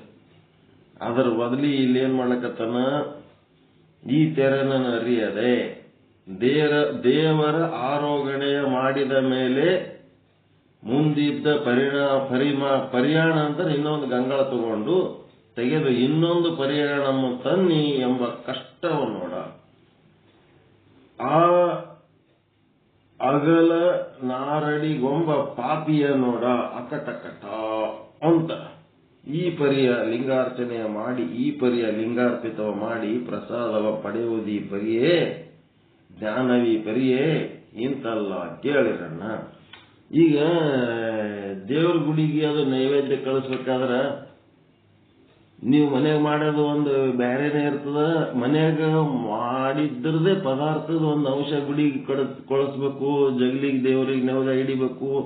ಅದ್ರ ಬದಲಿ ಏನ್ ಮಾಡ್ತಾರೆ ಗೊತ್ತದ, ದೇವರಿಗೆ ನೈವೇದ್ಯ ಕಳಿಸ ಸಣ್ಣ ಸಣ್ಣ ಮಾಡಿ ಕಳಿಸ್ತಾರ, ನೋಡಿರಲ್ಲ.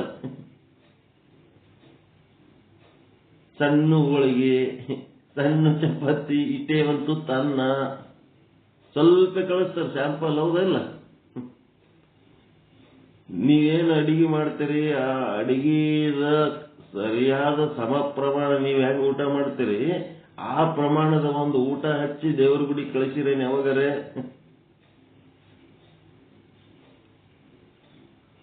ನೈವೇದ್ಯ ಮಾಡ್ಬೇಕಾದ್ರ ಸಣ್ಣ ಸಣ್ಣ ಸ್ವಲ್ಪ ಸ್ವಲ್ಪ ಕಳಿಸ್ತಾರಲ್ರಿ, ನೋಡಿರ ಇಲ್ಲ, ಕೇಳಿರಿಲ್ಲ?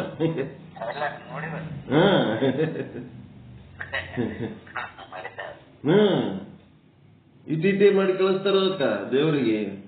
ಅದಕ್ಕೆ ಏನಂತಾರ, ದೇವರಿಗೆ ಕೊಡಾಗ ಇಟಿಟಿ ಸ್ವಲ್ಪ ಸ್ವಲ್ಪ ಕೊಟ್ಟು ಆಯ್ತು ದೇವ್ರ ನೈವೇದ್ಯ ಆಗ್ಯದ. ಈಗೇನಪ್ಪ ಅಂದ್ರ ತಂದೊಂದು ಪರಿಯಾಣ ಬ್ಯಾರೆ ಗಂಗಾಳ ತಗೊಂಡು ನಮಗ್ ನೀರು ಬರ್ರಿ ಅಂತೇಳಿ ದೊಡ್ಡ ಗಂಗಾಳ ತಗೊಂಡು ತಾವು ಉಳ್ಳಾಕ್ ಕುಂದಿರ್ತಾನ. ದೇವ್ರಿಗೆ ಕೊಡೋ ಟೈಮ್ನೊಳಗ ಸಣ್ಣ ಪ್ಲೇಟ್ನಾಗ ಒಂದ್ ತುತ್ತು ಇಡ್ತಾನ ದೇವರಿಗೆ. ಇದೆಂತ ಕಷ್ಟ ಅಪ್ಪ ದೇವರಿಗೆ ಕೊಡಕ ಇವನಿಗೆ.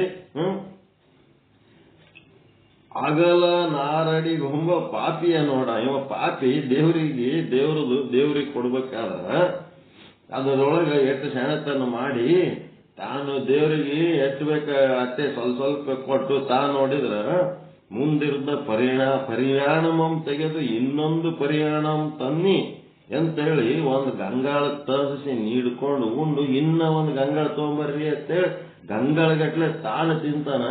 ಆ ದೇವರಿಗೆ ನೋಡಿದ್ರೆ ಇಟೀಟೆ ಒಂದೊಂದೇ ತುತ್ತಿಡ್ತಾನ ಅಲ್ಲಿ ಪ್ರಸಾದ. ಎಂತ ಪಾಪಿಷ್ಟಪ್ಪ ಇವ. ಈ ಪರಿಯ ಲಿಂಗಾರ್ಚನೆ ಮಾಡಿ, ಈ ಪರಿಯ ಲಿಂಗಾರ್ಪಿತವ ಮಾಡಿ ಪ್ರಸಾದ ಪಡೆದಿ ಪರಿಯೇ ಜ್ಞಾನವಿ ಪರಿಯೇ ಇಂತಲ್ಲ ಕೇಳಿರಣ್ಣ. ಹಿಂಗೆಲ್ಲ ಮಾಡಿದ್ರೆ ಇದು ಅಲ್ಲ. ಇದು ಕರ್ತೃ ಭೃತ್ಯತ್ವದ ವಿವರ ನೋಡಿರೆ, ಕರ್ತೃ ಭೃತ್ಯತ್ವದ ವಿವರ ಹೆಂಗಪ್ಪ ಇದು? ಭೃತ್ಯ ಭಾವದಿಂದ ದೇವರಿಗೆ ತನ್ನಲ್ಲಿ ಏನದ ಎಲ್ಲವನ್ನ ಸಮರ್ಪಿಸಬೇಕು, ಎಲ್ಲವನ್ನೂ ಮಾಡಬೇಕು, ಎಲ್ಲವನ್ನು ಪರಮಾತ್ಮನಿಗೆ ಸಮರ್ಪಿಸಬೇಕು. ಏನೆಲ್ಲ ಮಾಡಬೇಕು ಅದು ಪರಮಾತ್ಮನಿಗೆ ಸಮರ್ಪಿಸಬೇಕು. ದೇವರ ವರ ಪರಿಯಾಣದಲ್ಲಿ ದೇವರಿಗೆ ಬಂದ ಸಕಲ ದ್ರವ್ಯ ರಸಗಳ ರೂಪ ರುಚಿ ತೃಪ್ತಿಯನ್ನು ಭಕ್ತ ದೇಹಿಕ ದೇವನಾದ ಕಾರಣ ಆ ಮಹಾದೇವಂಗೆ ಸಕಲ ಪದಾರ್ಥವ ಸಮರ್ಪಿಸಬೇಕು. ಭಕ್ತ ದೇಹಿಕ ದೇವ ಯಾರು? ಭಕ್ತ ಹೆಂಗದನ? ದೇಹಿಕ ದೇವ. ಭಕ್ತನೊಳಗೆ ಪರಮಾತ್ಮ ಅದನಲ್ರಿ. ದೇವರ ಭಕ್ತ ಅಂದ್ಮೇಲೆ ಅವನು ಹೃದಯದೊಳಗೆ ಪರಮಾತ್ಮನನ್ನ ತನ್ನ ಹೃದಯದೊಳಗೆ ಹಿಂಬಿಟ್ಟುಕೊಂಡು ಅವನೇನ್ ಮಾಡ್ತಿರ್ತಾನ? ಆ ಒಳಗೆ ಪ್ರಾಣಲಿಂಗಾರ್ಚನೆ ಮಾಡ್ತಿರ್ತಾನ. ಭಕ್ತಿ ಅಂದ್ರೆ ಏನು? ಹೃದಯಕ್ಕೆ ಸಂಬಂಧಪಟ್ಟಂತ ವಿಚಾರ, ಧ್ಯಾನಕ್ಕೆ ಸಂಬಂಧಪಟ್ಟಂತ ವಿಚಾರ, ಉಪಾಸನೆಗೆ ಸಂಬಂಧಪಟ್ಟಂತ ವಿಚಾರ. ದೇವರನ್ನ ಒಳಗಿಟ್ಕೊಂಡ ನಾವು ಭಕ್ತ ದೇಹಿಕ ದೇವ. ಆ ಭಕ್ತನ ದೇಹದೊಳಗಿರುವ ದೇವ. ಜ್ಞಾನ ಬೇರೆ, ಭಕ್ತಿ ಬೇರೆ, ಕರ್ಮ ಬೇರೆ. ಕರ್ಮ ಏನದ? ದೇವರನ್ನ ಎಲ್ಲಿಟ್ಟು ಪೂಜೆ ಮಾಡ್ತಾನವ ಕರ್ಮಿ? ಹೊರಗಿಟ್ಟು ಪೂಜೆ ಮಾಡ್ತಾನ. ಭಕ್ತ ದೇವರನ್ನ ತನ್ನ ಹೃದಯದೊಳಗಿಟ್ಕೊಂಡು ಪೂಜೆ ಮಾಡ್ತಾನ. ಒಳಗಿಟ್ಕೊಂಡು ಪೂಜೆ ಮಾಡೋವನಿಗೆ ಉಪಾಸಕ ಅಂತಾರ, ಭಕ್ತ ಅಂತಾರ. ಉಪಾಸನೆ, ಭಕ್ತಿ, ಮತ್ತಿನ್ನೇನಂತಾರಲ್ಲ ಧ್ಯಾನ ಮಾಡ್ತಾನ. ಧ್ಯಾನ, ಭಕ್ತಿ, ಉಪಾಸನೆ ಎಲ್ಲ ಒಂದೇ ಅದ. ಒಳಗಿಟ್ಟು ಪೂಜೆ ಮಾಡವ. ಕರ್ಮಿ ಹೊರಗಿಟ್ಟು ಪೂಜೆ ಮಾಡವ. ಜ್ಞಾನಿ ಎಲ್ಲಿಟ್ಟು ಪೂಜೆ ಮಾಡ್ತಾನ?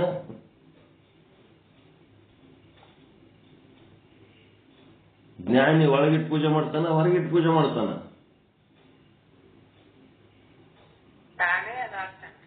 ಒಳಗೂ ಹೊರಗೂ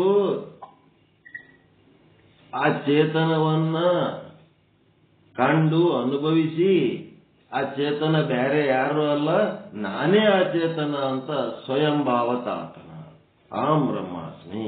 ಆ ಬ್ರಹ್ಮ ಅನ್ನೋದು ಒಳಗೂ ಅದ, ಹೊರಗೂ ಅದ. ಈ ಉಪಾಸಕನಿಗೆ ಹಂಗಿಲ್ಲ, ಒಳಗಷ್ಟೇ ಅದ, ಹೊರಗಿಂದ ಅವನಿಗೆ ಅರಿವಿಲ್ಲ. ಕರ್ಮಿಗೆ ಹಂಗಿಲ್ಲ, ಹೊರಗಷ್ಟೇ ದೇವರದನ, ಒಳಗಿಂದ ಅರಿವಿಲ್ಲ. ಆದ್ರೆ ಜ್ಞಾನಿದೇನದ, ಒಳಗೂ ಅವನೇ ಅದನ, ಹೊರಗೂ ಅವನೇ ಅದನ. ಅವನು ಯಾವುದು ಹೊರಗ ಕೂಡಿ ತುಂಬಿಕೊಂಡ ಅವ ಬೇರೆ ಯಾರು ಅಲ್ಲ, ಅದು ತಾನೇ ಅದನ ಅನ್ನೋದೇ ಜ್ಞಾನಿ. ಯಾರು ಸೂಪರ್ ಇದ್ರಾಗ? ಹೊರಗೆ ಪೂಜೆ ಮಾಡಿ ಒಳಗಿರ್ಲಾರ್ದ ಕರ್ಮಿ ಸೂಪರು. ಒಳಗಿಟ್ಕೊಂಡು ಜಪ ತಪಸ್ಸು ಮಂತ್ರ ಹೇಳ್ಕೊತ ಹೊರಗಿಂದ ಏನು ಅರಿವು ಇರ್ಲಾರ್ದಂಗಿರೋನು ಅದಕ್ಕೇನಂತಾರ? ಅರಿವು ಕಳ್ಕೊಳ್ಳೋರಿಗೆ ಏನಂತಾರ? ಒಂದೇನೋ ಶಬ್ದ ಬಳಸ್ತಾರಲ್ಲ, ಅರುಗೇಡ. ಹಂಗಲ್ಲ, ಅರುಗೇಡಲ್ಲ. ಅವ ಜ್ಞಾನಿ ಇರ್ತದೆ, ಪರಮಾತ್ಮನ ಸಾಧಕ ಅದನ್ನ ಅವನು. ಇಬ್ರು ಕರ್ಮಿಗನು ಪರಮಾತ್ಮನ ಸಾಧಕನೇ, ಎಲ್ಲರೂ ಅರುಗೇಡೆಲ್ಲ. ಅರುವನ್ನ ಒಳಗಿಟ್ಟೋಣ ಅಷ್ಟೇ, ಹೊರಗಿಂದ ಇದು ಇಲ್ಲ. ಅದಕ್ಕ ಒಂದ್ ಶಬ್ದ ಬಳಸ್ತಾರೆ, ಬರ್ತದ, ಅದು ಹೇಳ್ತೇನೆ.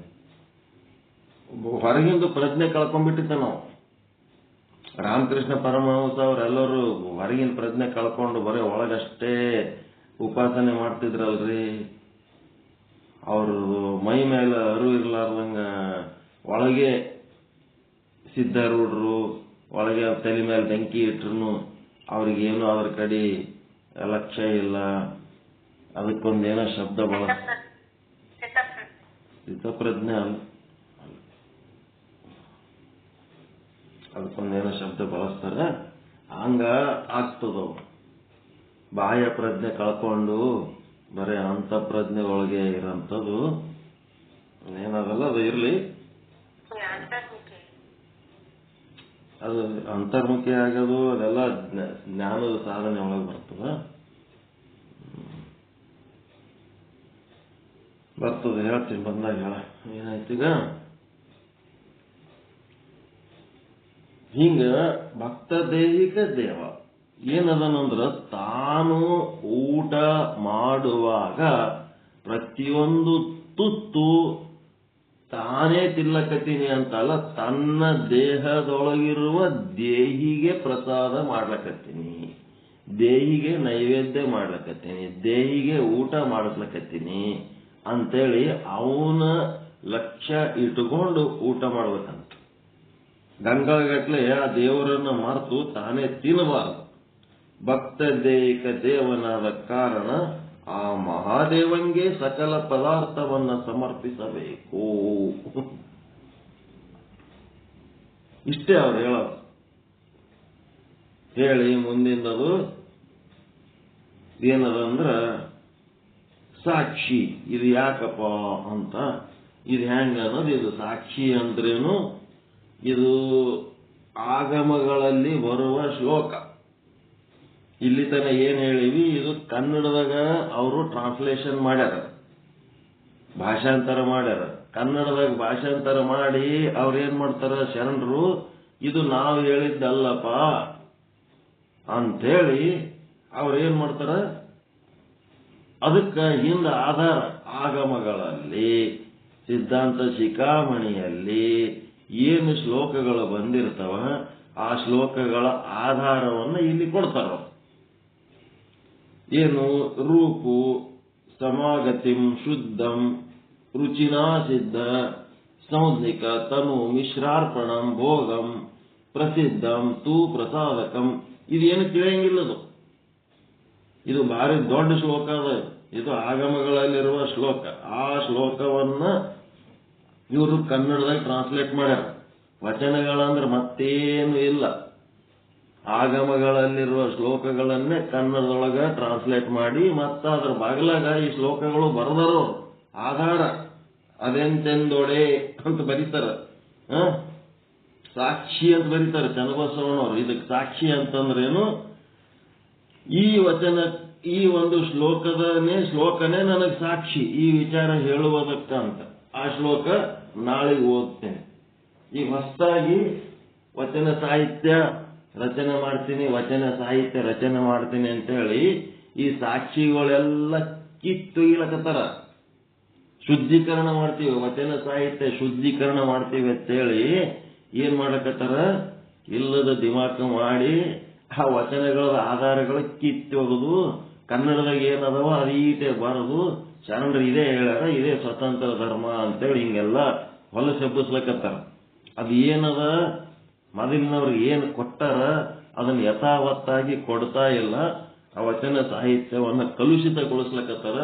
ಹಿಂಗಾಗಿ ಯಾವ ವಚನ ಸಾಹಿತ್ಯದ ಗ್ರಂಥಗಳು ಏನಾರ ಇದ್ದು ಅಂತಂದ್ರ ಅವೆಲ್ಲ ಎತ್ತಿ ಎಲ್ಲಿ ಹಾಕ್ಬೇಕು? ತಿಪ್ಪೆಗೆ ಹಾಕ್ರಿ, ಕಸದ ಬುಟ್ಟಿಗೆ ಹಾಕಿಬಿಡ್ರಿ. ಕೇವಲ ಫಗು ಹಳಕಟ್ಟಿಯವರು ಏನು ಸಂಗ್ರಹ ಮಾಡ್ಯಾರ ಮೂಲ ವಚನಗಳು, ಆ ವಚನ ಸಾಹಿತ್ಯ ಮಾತ್ರ ನೀವು ಗ್ರಹಣ ಮಾಡ್ರಿ. ಒಬ್ಬರಿಗೆ ತಗೊಳಕ್ಕಾಗ್ಲಿಲ್ಲ ಅಂದ್ರೆ ಇಬ್ಬರು ಮೂವರು ಕೂಡಿ ತಗೊಳ್ರಿ. 15 ಬುಕ್ ಬರ್ತಾವ. BLD ಸಂಸ್ಥೆ ಬಿಜಾಪುರದಾಗ ಅದಾವ. ಹೋಗಿ ಒಂದೊಂದು ಸೆಟ್ ತಗೊಳ್ರಿ. ಮೂಲ ಒರಿಜಿನಲ್ ನಮ್ಮ ಭಾವನೆಗಳು ನಮಗೆ ತಿಳಿದಂಗ ನಾವು ಸೂತ್ರ ಕೊಡ್ತೀವಿ, ನಾವು ಅದು ಕೊಡ್ತೀವಿ ಇದು ಕೊಡ್ತೀವಿ ಅಂತ ಹೇಳಕ್ಕೆ ಯಾರ್ಯಾರೋ ಬರ್ದದ್ದು ಏನೇನೋ ವಿಶ್ಲೇಷಣೆಗಳು ಓದಿ ನೀವೇನ್ ಹಾಕ್ತೀರಿ, ಆ ಶರಣರ ಆಶಯಗಳನ್ನ ಬಿಟ್ಟು ಅವ್ರು ಯಾರು ಸಾಹಿತ್ಯ ಬರೆದಾರ ಅವ್ರಂಗಾಲಕ್ಕೆ ಹೋಗ್ಲಕ್ಕೆ ಬಿಡ್ತೀರಿ. ನೀವು ಒರಿಜಿನಲ್ ವಚನ ತಗೊಂಡು ನಿಮಗ್ ಬುದ್ಧಿ ಆದ ಇಲ್ಲ, ನಿಮಗ್ ತಿಳಿತದ ಇಲ್ಲ. ಇಷ್ಟೆಲ್ಲ ಜ್ಞಾನ ಬಂದ ಮೇಲೆ ನೀವೇ ಸ್ವತಃ ತಿಳ್ಕೊಳಕ್ ಪ್ರಯತ್ನ ಮಾಡಬೇಕು. ಯಾರೋ ಅನುಭವಿಸಿ ತಮ್ಮ ಅನುಭವದಂಗ ವಿಶ್ಲೇಷಣೆ ಮಾಡಿದ್ದನ್ನ ನೀವು ಓದಬಾರದು. ಮೂಲ ಸಾಹಿತ್ಯ ಗ್ರಹಣ ಮಾಡಬೇಕು. ಆ ಮೂಲ ಸಾಹಿತ್ಯವನ್ನ ನಿಮಗೆ ತಿಳಿದಂಗೆ ಅರ್ಥ ಮಾಡ್ಕೋಬೇಕು. ಅದು ನಿಮ್ಮದು ಸ್ವಾನುಭಾವ. ಇನ್ನೊಬ್ರು ಯಾರೋ ಅನುಭವಿಸಿದ್ದು ನಿಮಗೆ ಕೊಟ್ಟರ ಅದು ನೀವು ಓದ್ಕೊತ್ ಕೂತೀರ ಅಂದ್ರೆ ಅದು ಪರ ಅನುಭವ, ನಿಮ್ಮ ಸ್ವಾನುಭಾವ ಅಲ್ಲವೇ ಅಲ್ಲ. ನಿಮ್ಮ ಸ್ವಾನುಭಾವ ಸತ್ತೋಗ್ಬಿಡ್ತದೆ. ತಿಳಿಲಾರದಂತ ಶ್ಲೋಕ ತಗೊಂಡು ಒಂದಿಷ್ಟು ಡಿಕ್ಷನರಿ ಅವು ಇಟ್ಕೊಂಡು ಒಂದಿಷ್ಟು ನೀವೇ ಪ್ರಯತ್ನ ಪಟ್ಟು ನೀವೇ ಅರ್ಥ ಮಾಡ್ಕೊಂಡ್ರೆ ಅದು ನಿಮ್ಮ ಸ್ವಾನುಭಾವ. ಅದು ನಿಮಗೆ ಆನಂದ ಕೊಡ್ತದೆ, ಅದು ನಿಮಗೆ ಸುಖ ಕೊಡ್ತದೆ. ಯಾವುದು ಸ್ವಾನುಭವ ಮಾಡ್ಕೊತೀರಿ ಅದು ಮರೆಯಂಗೇ ಇಲ್ಲ. ಯಾರ್ಯಾರ ಓದ್ಕೊತ್ ಕೂತೀರಿ ಅಂತಂದ್ರೆ ಅದು ಮರ್ತ ಹೋಗ್ಬಿಡ್ತದೆ. ಇನ್ನೊಬ್ಬರ ಅನುಭವ ತಾನೇ ಕಿಟ್ಕೊತದ, ಅದು ಒಗದು ಬಿಡ್ತದೆ. ನೀವು ಸ್ವಂತ ಸ್ವಾನುಭವ ಮಾಡ್ಕೊಂಡದ್ದು ಎಂದೂ ಮರೆಯಂಗಿಲ್ಲ. ಅದು ನಿಮ್ಗೆ ಯಾವಾಗಲೂ ನೆನಪೇ ಇರ್ತದೆ. ಹಾಜಿರ್ ಜವಾಬ್ ಅಂತಾರ ಅದಕ್ಕೆ.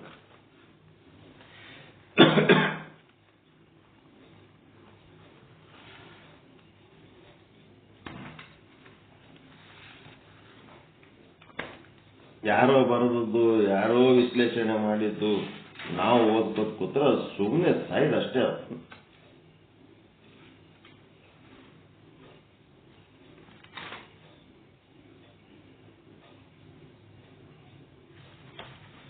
ಓಂ ಸದ್ಗುರು ಶ್ರೀ ಶುದ್ಧ ಬ್ರಹ್ಮಣೇ ನಮಃ. ಶ್ರೀ ವಿಚಾರ ಸಾಗರ ಸಾಧು ನಿಶ್ಚಲ್ದಾಸ್ಜಿಯವರ ಕೃತಿ. ತರಂಗ 5 ಮಧ್ಯಮಾಧಿಕಾರಿ ಅದೃಷ್ಟಿ ಮಹಾರಾಜರ ಜೊತೆಗೆ ಸಂವಾದ ನಡೆದಿದೆ. 247ನೇ ವಿಷಯಾಂಕ ನಾಮಭೇದಗಳಿಂದ ಕೂಡಿದ ಮಾಯೆಯ ಸ್ವರೂಪದ ನಿರೂಪಣೆ. 154ನೇ ಕಬಿತ್ತ. ಇಲ್ಲಿ ನಿನ್ನೆ ಸರ್ಪಭೂಷಣ ಶಿವಯೋಗಿಗಳ ಪ್ರಕಾರ ಮಾಯೆಯಲ್ಲಿ 3 ರೀತಿ ಮಾಯೆ. ಒಂದು ಹಿರಿಯ ಮಾಯೆ, ಎರಡನೇದು ಕಿರಿಯ ಮಾಯೆ, ಇನ್ನ ಒಂದು ಮೂರನೇದು ಬರಿಯ ಮಾಯೆ ಅಂತೇಳಿ ವರ್ಣನ ಮಾಡ್ಯಾರ. ಅದಕ್ಕೆ ನಿನ್ನೆ ಹಿರಿಯ ಮಾಯೆ ಅಂತಂದ್ರೆ ಏನು ಅಂತ ಹೇಳಿದ್ದೆವು. ಅರಿವಿಲ್ಲದ ಅಧಮರು, ಅಯೋಗ್ಯರಂತ, ತಾವಲ್ಲದಿಹ ತಮ್ಮ ಶರೀರವೇ ತಾವೆಂದು ತಿಳಿದುಕೊಂಡು ಶರೀರದೊಳಗಿರುವ ಚೇತನವೇ ತಾವೆಂಬುದನ್ನು ಮರೆದುದೇ ಹಿರಿಯ ಮಾಯೆ. ತಮ್ಮ ನಿಜ ಸ್ವರೂಪದ ಅರಿವು ಇಲ್ಲದಂತ ಅಧಮರು. ಅಧಮರ ಲಕ್ಷಣ 2 ಶಬ್ದಗಳಲ್ಲಿ ಏನ್ ಹೇಳ್ಬೇಕು? ದೇಹೋಹಂ. ಶಿವೋಹಂ ಇದ್ದದ್ದು ಮರೆತು ದೇಹೋಹಂ, ದೇಹವೇ ನಾನು. ಶರೀರ ಏನಾಗ್ಯದ? ತಾನದನ ಶಿವಂ, ಶಿವೋಹಂ.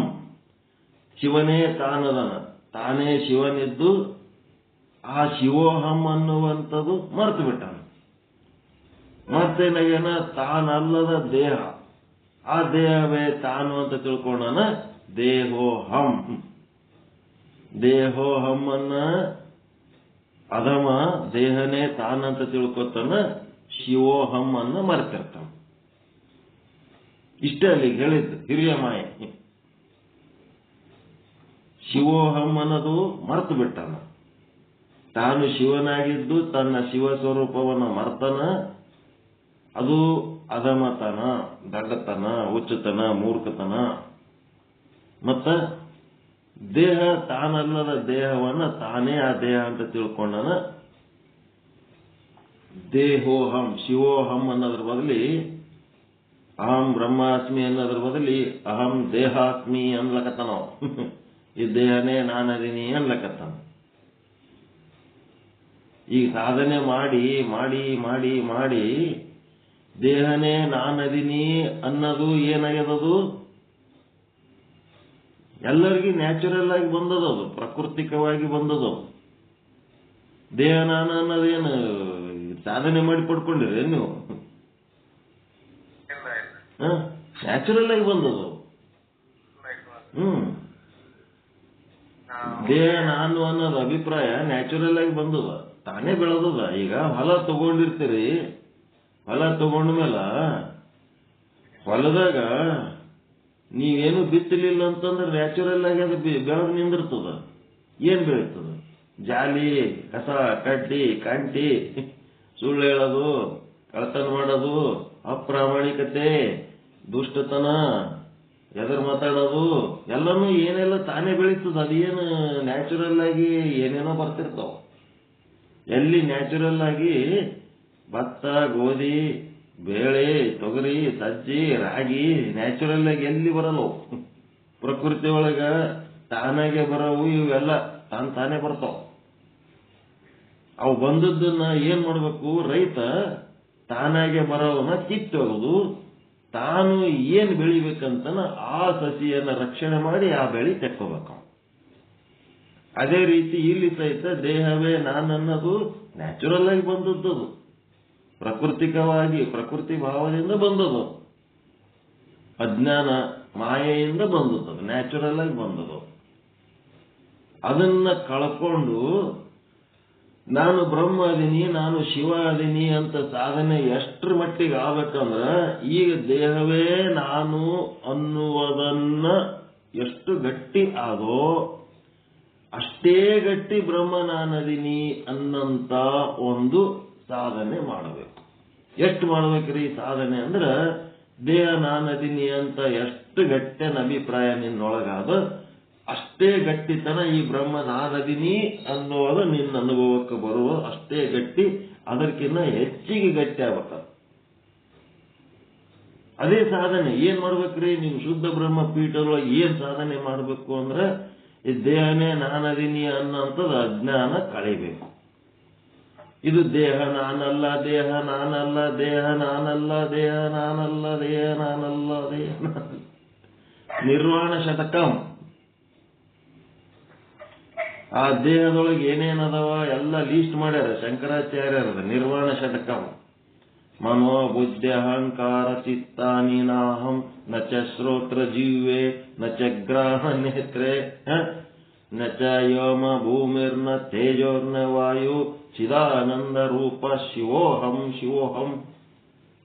6 ಶ್ಲೋಕಗಳೇನದವ ಆ ಎಲ್ಲ 6 ಶ್ಲೋಕಗಳಲ್ಲಿ ಈ ಬ್ರಹ್ಮಾಂಡ ಪಿಂಡಾಂಡದೊಳಗ ಏನೇನದವ ಎಲ್ಲ ಲೀಸ್ಟ್ ಮಾಡಿಟ್ಟಾರ. ಅವು ಯಾವ ನಾನಲ್ಲ, ನಾನು ಶಿವ ಇದ್ದೀನಿ, ನಾನು ಶಿವ ಇದ್ದೀನಿ. ಇದು ಅನುಭವಿಸ್ಬೇಕು. ಏನ್ ಸಾಧನೆ ಮಾಡ್ಬೇಕಂದ್ರೆ ನಾ ಶಿವ ಅದೀನಿ ಅಂತೇಳಿ ತಿಳ್ಕೊಳ್ಳೋದೇ ಸಾಧನೆ. ನಾ ದೇಹ ಅದೀನಿ ಅನ್ನೋದು ಅಜ್ಞಾನ ತ್ಯಾಗ ಮಾಡೋದೇ ಸಾಧನೆ. ಪರಮಾನಂದ ಪ್ರಾಪ್ತಿ ಭಾವ, ಸರ್ವ ದುಃಖ ನಿವೃತ್ತಿ ಭಾವ. ಎದರಿಂದ ಆಗ್ತದಪ್ಪ ಪರಮಾನಂದ? ಶಿವೋಹಂ ಭಾವ ಪ್ರಾಪ್ತಿ ಭಾವ, ದೇವೋಹಂ ಭಾವ ನಿವೃತ್ತಿ ಭಾವ ಅಷ್ಟೇ. ದೇಹ ನಾನು ಅನ್ನೋ ಭಾವ ನಿವೃತ್ತಿ ಮಾಡಿಕೊಂಡ್ರೆ ಸರ್ವ ದುಃಖ ನಿವೃತ್ತಿ. ಶಿವೋಹಂ ಭಾವ ಪ್ರವೃತ್ತಿ ಭಾವ, ಪ್ರಾಪ್ತಿ ಭಾವ. ನಿಮ್ ಪ್ರವೃತ್ತಿ ಒಳಗೆ ನಾ ಶಿವ ಅದೀನಿ ಅನ್ನಂತ ಭಾವ ಪ್ರಾಪ್ತಿ ಮಾಡ್ಕೊಂಡ್ರಿ, ನಿಮ್ಮ ಪ್ರವೃತ್ತಿ ಒಳಗ ಶಿವಭಾವವನ್ನ ರೂಢಿ ಮಾಡ್ಕೊಂಡ್ರಿ ಅಂತಂದ್ರೆ ಪರಮಾನಂದ ಪ್ರಾಪ್ತಿ ಭಾವ. ಎದರಿಂದ ಆಗ್ತದಂದ್ರೆ ಇದರಿಂದ ಆಗ್ತದೆ. ಹಿರಿಯ ಮಾಯೆ ಕಳ್ಕೊಳ್ಳೋದು. ಗೊತ್ತೈತ್ರೆ ಮೋಕ್ಷ ಹೆಂಗಾಗ್ತದ ಅಂತ ಒಂದೇ ಒಂದು ಸಾಲಿನಾಗ ಹೇಳ್ಬಿಟ್ಟಾರ. ಪರಮಾನಂದ ಪ್ರಾಪ್ತಿ ಭಾವ ಅಂದ್ರ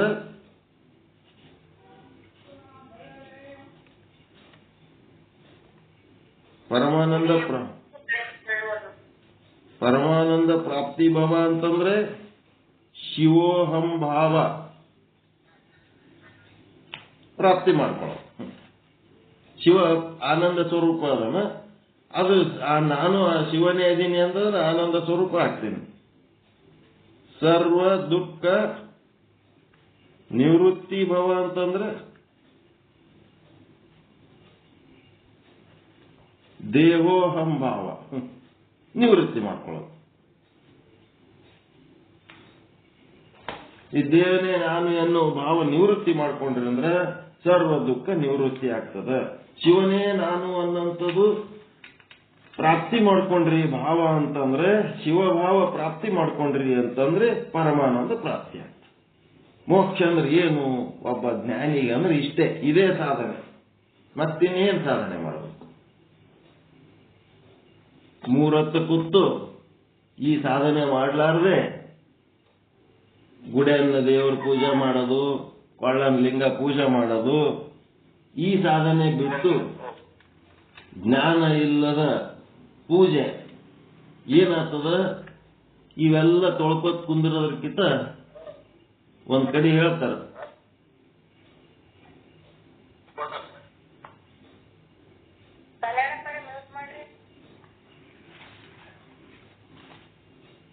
ಮೂರತ್ತ ಕೊಳ್ಳನ್ ಲಿಂಗ ತಗೊಂಡು ಅದ್ರ ಮೇಲೆ ನೀರ್ ಹಾಕಿ ಷೋಡಶೋಪಚಾರ ಅಷ್ಟವಿಧಾರ್ಥನೆ ಮತ್ತೆ ಯಾವ್ದಾರ ಗುಡಿಯಾಗ ಹೋಗಿ ಲಿಂಗ ತೊಳೆದು ರುದ್ರಾಭಿಷೇಕ ಇವೆಲ್ಲ ಮಾಡ್ಕೋತ ಕೂತ್ರ ಏನು ಸಿಗಲ್ಲ. ಯಾಕಂದ್ರೆ ಅದು ಎದಕ್ ಮಾಡ್ಲಕತ್ತೀವಿ ಅನ್ನೋದು ಪರಮಾನಂದ ಪ್ರಾಪ್ತಿ, ಸರ್ವ ದುಃಖ ನಿವೃತ್ತಿ ರೂಪ ಮೋಕ್ಷದ ಪ್ರಜ್ಞೆ ಇಲ್ಲ. ಶಿವೋಹಂ ಭಾವ ಪ್ರಾಪ್ತಿ ಮಾಡ್ಕೋಬೇಕು, ದೇಹೋಹಂ ಭಾವ ನಿವೃತ್ತಿ ಮಾಡ್ಕೋಬೇಕನ್ನೋದ ಪ್ರಜ್ಞೆ ಇರ್ಲಾರ್ದೆ ಸುಮ್ಮನೆ ಈ ದೇವರುಗಳು ತೊಳ್ಕೋತ ಕೂತಿರಲ್ಲ. ನೀವು ಈ ಕೆಲಸ ಬಿಟ್ಟು ಹೋಗಿ ಏನ್ ಮಾಡ್ರಿ ಅಂತ ಹೇಳ್ತಾರ ಅಂದ್ರ, ಕೆರೆಯಾಗ ಎಲ್ಲೆರೆ ಹೋಗಿ ಎಮ್ಮಿ ತೊಳಿರಿ ಅಂತ ಹೇಳ್ತಾರ. ಅಟ್ಲೀಸ್ಟ್ ಎಮ್ಮಿ ಮೈಯರೆ ಸ್ವಚ್ಛ ಆಗ್ತದ, ಎಮ್ಮಿಗೆರೆ ಚಲೋದಾಗ್ತದ. ನೀವು ಮಾಡೋ ಕೆಲಸ ಏನದ ಅಂತಂದ್ರೆ ಮೂರತ್ತ ಎಮ್ಮಿ ತೊಳೆಯೋದಕ್ಕಿಂತ ಕನಿಷ್ಠ ನಿಮ್ ಕೆಲಸ ಅಂತ. ಜ್ಞಾನ ಇರ್ಲಾರ್ದೆ ಮಾಡುವ ಆಚರಣೆ, ಆ ಎಮ್ಮಿ ತೊಳೆದ್ರೆ ಅಟ್ಲೀಸ್ಟ್ ಎಮ್ಮೆರೆ ಸ್ವಚ್ಛ ಆಗ್ತದ. ಲಿಂಗಕ್ಕೆ ಏನ್ ಹಚ್ಚಿರ್ತದ? ಲಿಂಗ ತೊಳ್ಕೊತ್ ಕುಂದಿರ್ಲಕ್ಕ ಗುಡಿಯನ್ ದೇವರಿಗೆ ಏನ್ ಹಚ್ಚಿರ್ತದ ಅಂತದ ಹೊಲ್ಸ? ಅದು ಕೆಟ್ಟ ತೊಳಿತೀರಿ. ಸ್ವಚ್ಛ ಇದ್ದದಕ್ಕೆ ಸ್ವಚ್ಛ ಮಾಡ್ಕೊತ್ ಕುಂದಿರ್ತೀರಿ. ಒಂದ್ ಸ್ವಲ್ಪ ಹೊಲಸಿದ್ದದ್ದು ಸ್ವಚ್ಛ ಮಾಡಿದ್ರೆ ಒಂದಿಟ್ಟು ಎಮ್ಮೆರೆ ಸ್ವಚ್ಛ ಆಗ್ತದ. ಎಮ್ಮೆ ತೊಳಿರಿ. ನಿಮಗ ಜ್ಞಾನನೇ ಇರ್ಲಾರ್ದೆ ಏನಾರ ಆಚಾರ ವಿಚಾರ ಇಲ್ಲದ ಆಚಾರ ಎದಕ್ ಮಾಡ್ತೀರಿ? ಮತ್ತ ಆಚಾರ ಇಲ್ಲದ ವಿಚಾರವೇ ಎದಕ್ ಮಾಡ್ತೀರಿ? ಏನು ಮಾಡೋದೇ ಇಲ್ಲ, ಸುಮ್ ಹೇಳ್ಕೊತ್ ಕುಂದಿರ್ತೀನಿ ಕತಿ ಅಂದ್ರೆ ಹೆಂಗಾಗ್ತದ? ಆಚಾರ ಇಲ್ಲದ ವಿಚಾರ, ವಿಚಾರ ಇಲ್ಲದ ಆಚಾರ, ಇವೆರಡೂ ವ್ಯರ್ಥ. ಎಲ್ಲಿ ಆಚಾರ ವಿಚಾರ ಒಂದಾಗ್ತದ ಅಲ್ಲಿ ನೋಡ್ರಿ ಹೆಂಗಿರ್ತದ. ಅದಕ್ಕೆ ಹಿರಿಯ ಮಾಯೆ ಅನ್ನೋದು ತಿಳಿತ. ಕಿರಿಯ ಮಾಯೆಗೆ ಹೋಗೋಣ.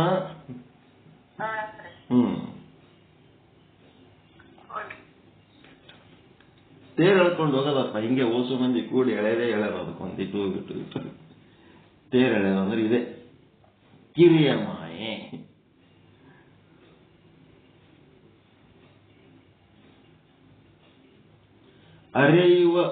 ಅರಿವಿನ ಬರೀ ವಾಕ್ ಬ್ರಹ್ಮಿಗಳು ಬಲ್ಲ ಹಿರಿಯರ ನುಡಿಗೋಹಂ ಬಡದೆ ತಾವೇ ಅರಿತವರೆನಿಸಿಕೊಳ್ಳಬೇಕೆಂಬ ಭ್ರಮೆಯಿಂದ ಬರಿದೇ ವಾದಿಪುದೇ ಕಿರಿಯ ಮಾಯೆ. ಏನದಪ್ಪ ಅಂತಂದ್ರೆ ಅರಿವಿನ ಬರೀ ವಾಕ್ ಬ್ರಹ್ಮಿಗಳು ಇವರು ಪೂರ್ಣ ಬ್ರಹ್ಮದ ಅರಿವು ಇವರಿಗೆ ಆಗಿಲ್ಲ. ಅಹಂ ಬ್ರಹ್ಮಾಸ್ಮಿ ಅಂತ ಹೇಳಿದರೂ ಪೂರ್ಣ ಅರಿವು ಆಗಿಲ್ಲ. ಅಲ್ಪ ಸ್ವಲ್ಪ ಬದಿ ಅಂದ್ರೆ ಚೂರು ಅಲ್ಲಿ ಇಲ್ಲಿ ತಿಳ್ಕೊಂಡು ಬರೀ ವಾಗ್ಬ್ರಹ್ಮಿಗಳು ಇವರು ಬ್ರಹ್ಮದ ಅನುಭವವಿಲ್ಲ, ಅದರದ್ದು ಅನುಭವನೇ ಇಲ್ಲ. ಈ ಅರೆ ಹುಚ್ಚರು, ಅರೆ ಮರುಳರು ಹಿರಿಯರಿಗೆ ಬೆಲೆ ಕೊಡದೆ ತಾವೇ ಹಿರಿಯರೆನಿಸಿಕೊಳ್ಳಬೇಕೆಂಬ ಭ್ರಮೆಯಿಂದ ಬರಿದೇ ವಾದಿಪರು ಓದಿಪರು ಓದ್ತಾರ, ವಾದ ಮಾಡ್ತಾರ ಅಷ್ಟೇ. ಇದು ಕಿರಿಯ ಮಾಯೆ. ಏನು?